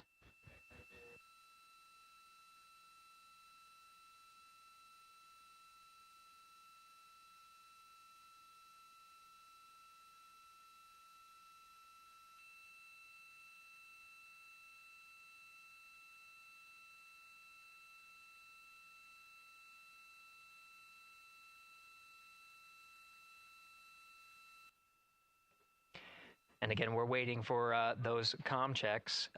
We did confirm from our IVA officer here in Mission Control Houston that all 4 suits have plugged in umbilicals.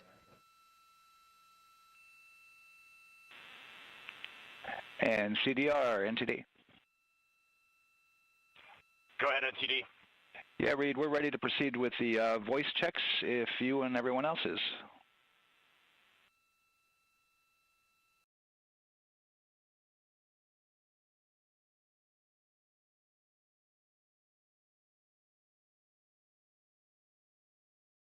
NTD, integrity crew is ready for voice checks. I copy that. And integrity for the entire crew, comm check on Orion to Earth 1. CDR. PLT. MS1. MS2. Good comm check by all. NTD moving to Orion to Earth 2.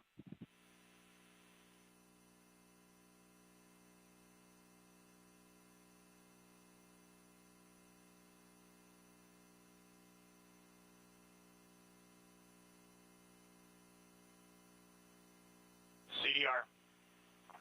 PLT. MS1. MS2.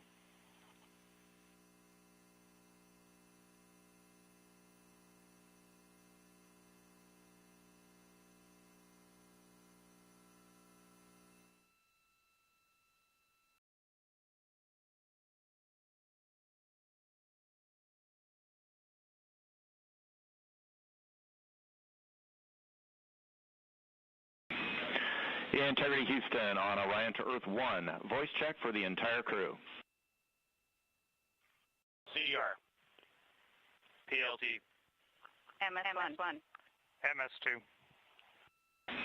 Houston has all 4 crew loud and clear on OE1. Stand by for 2.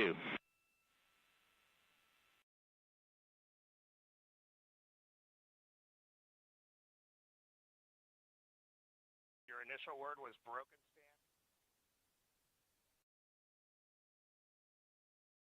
MS1. MS2. 4 crew loud and clear on OE2. We'll use 1 for the default. Houston out.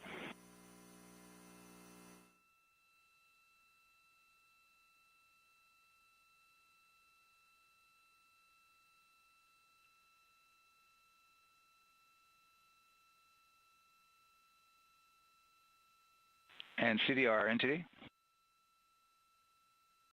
CDR. Yeah, we're going to go ahead and we're going to clear a couple of those messages on your screen here. Just want to give you a heads up that you'll see that. Copy all.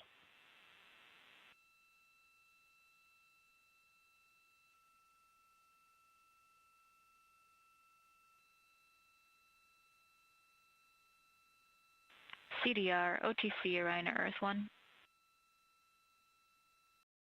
CDR.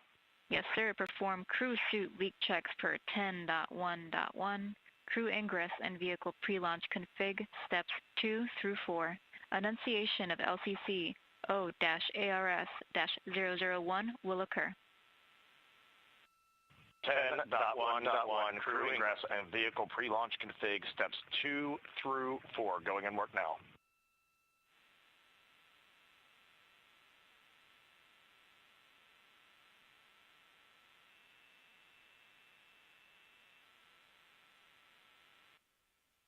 This is Mission Control Houston. We are following along as the 4 crew members of Artemis II work through their voice checks, then the umbilical connections and various pathways to get communications from all of the... refresh on your screen.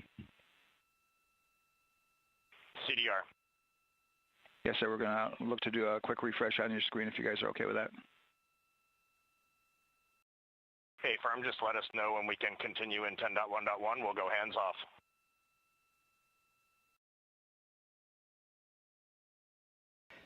.1.1 referring to the procedures that they have through the various phases of ingress and some of the checkouts needed to prepare for today's launch.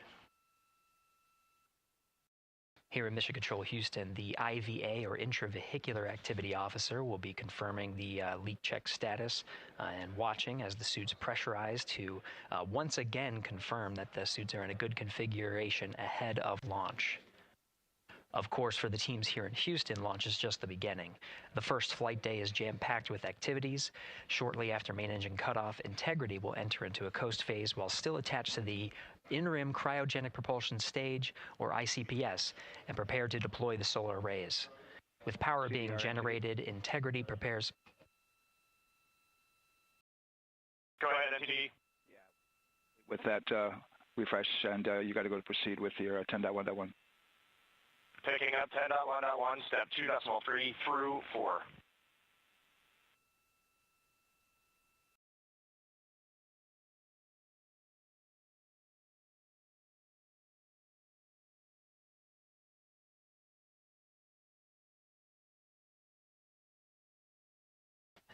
Picking up the procedures, the crew again working through the various steps to prepare for launch, standing by for seat.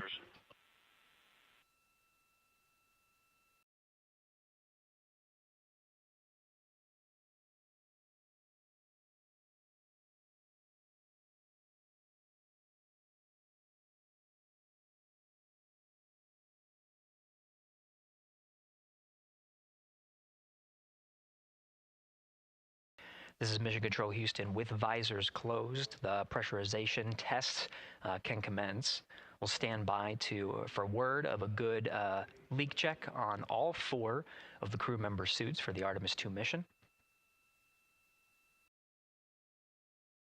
Again, this is the very beginning of a very busy flight day for our 4 crew members. After launch, they have a series of burns to prepare for.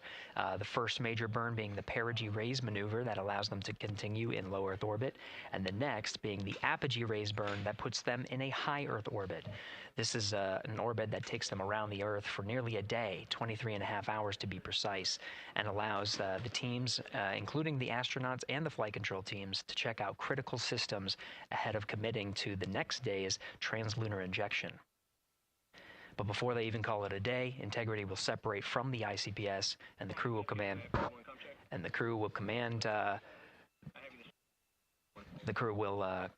the Orion capsule to separate from the ICPS and turn around and approach the upper stage, but not dock. This is to test Orion's in-space maneuvering capabilities and provide further confidence in docking to another lunar space vehicle like the Human Landing System that will be part of the Artemis III mission ahead of future moon landings.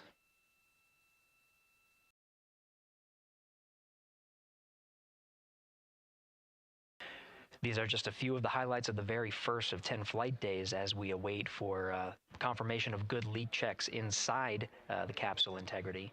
And there's a lot more to this mission.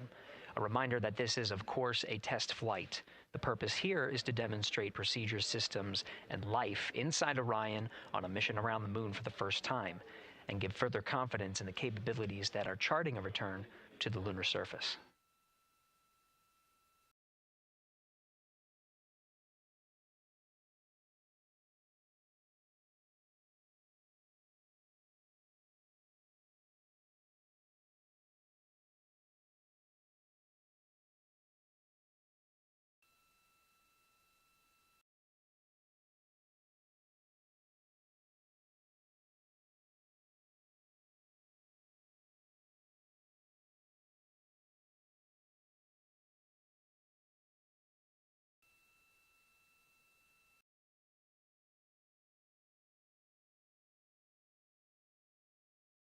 You may be able to see from this view the suits themselves inflating. This is, again, a pressure check, verifying that the suits are leak-free ahead of the ascent portion of today's flight. How you see the crew now with visors down will be the configuration of their ascent all the way through core stage separation, about a little more than 8 minutes after booster ignition.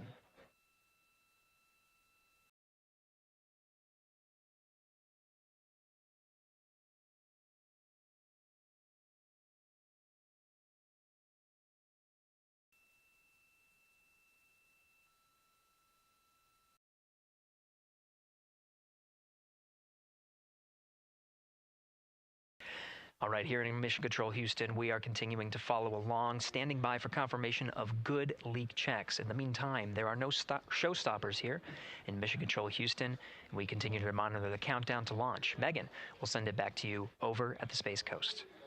Hey, Gary, thank you so much. Yeah, as we wait for confirmation of a successful leak check for all 4 astronauts, why don't we go back to Daryl, again, who has been following along with the launch countdown as we inch closer to the opening of our 2-hour launch window. All right, thank you, Megan. And yes, getting some good communication. It's great to hear from the crew inside, even though it is as simple as a comm check. It's really good to hear their voices as they move through those various comm checks and then get ready for their suit leak checks. Fantastic views inside Orion that you're looking at now. Give you an update on the weather outside. We're still 80% go for our 2-hour launch window, which starts at 6:24 p.m. Eastern Time and closes at 8:24 p.m. Eastern Time. That's the good news. The bad news is that we've got some rain showers that are starting to head in. Looks like it may miss the pad. Wouldn't matter if it rained on it or not.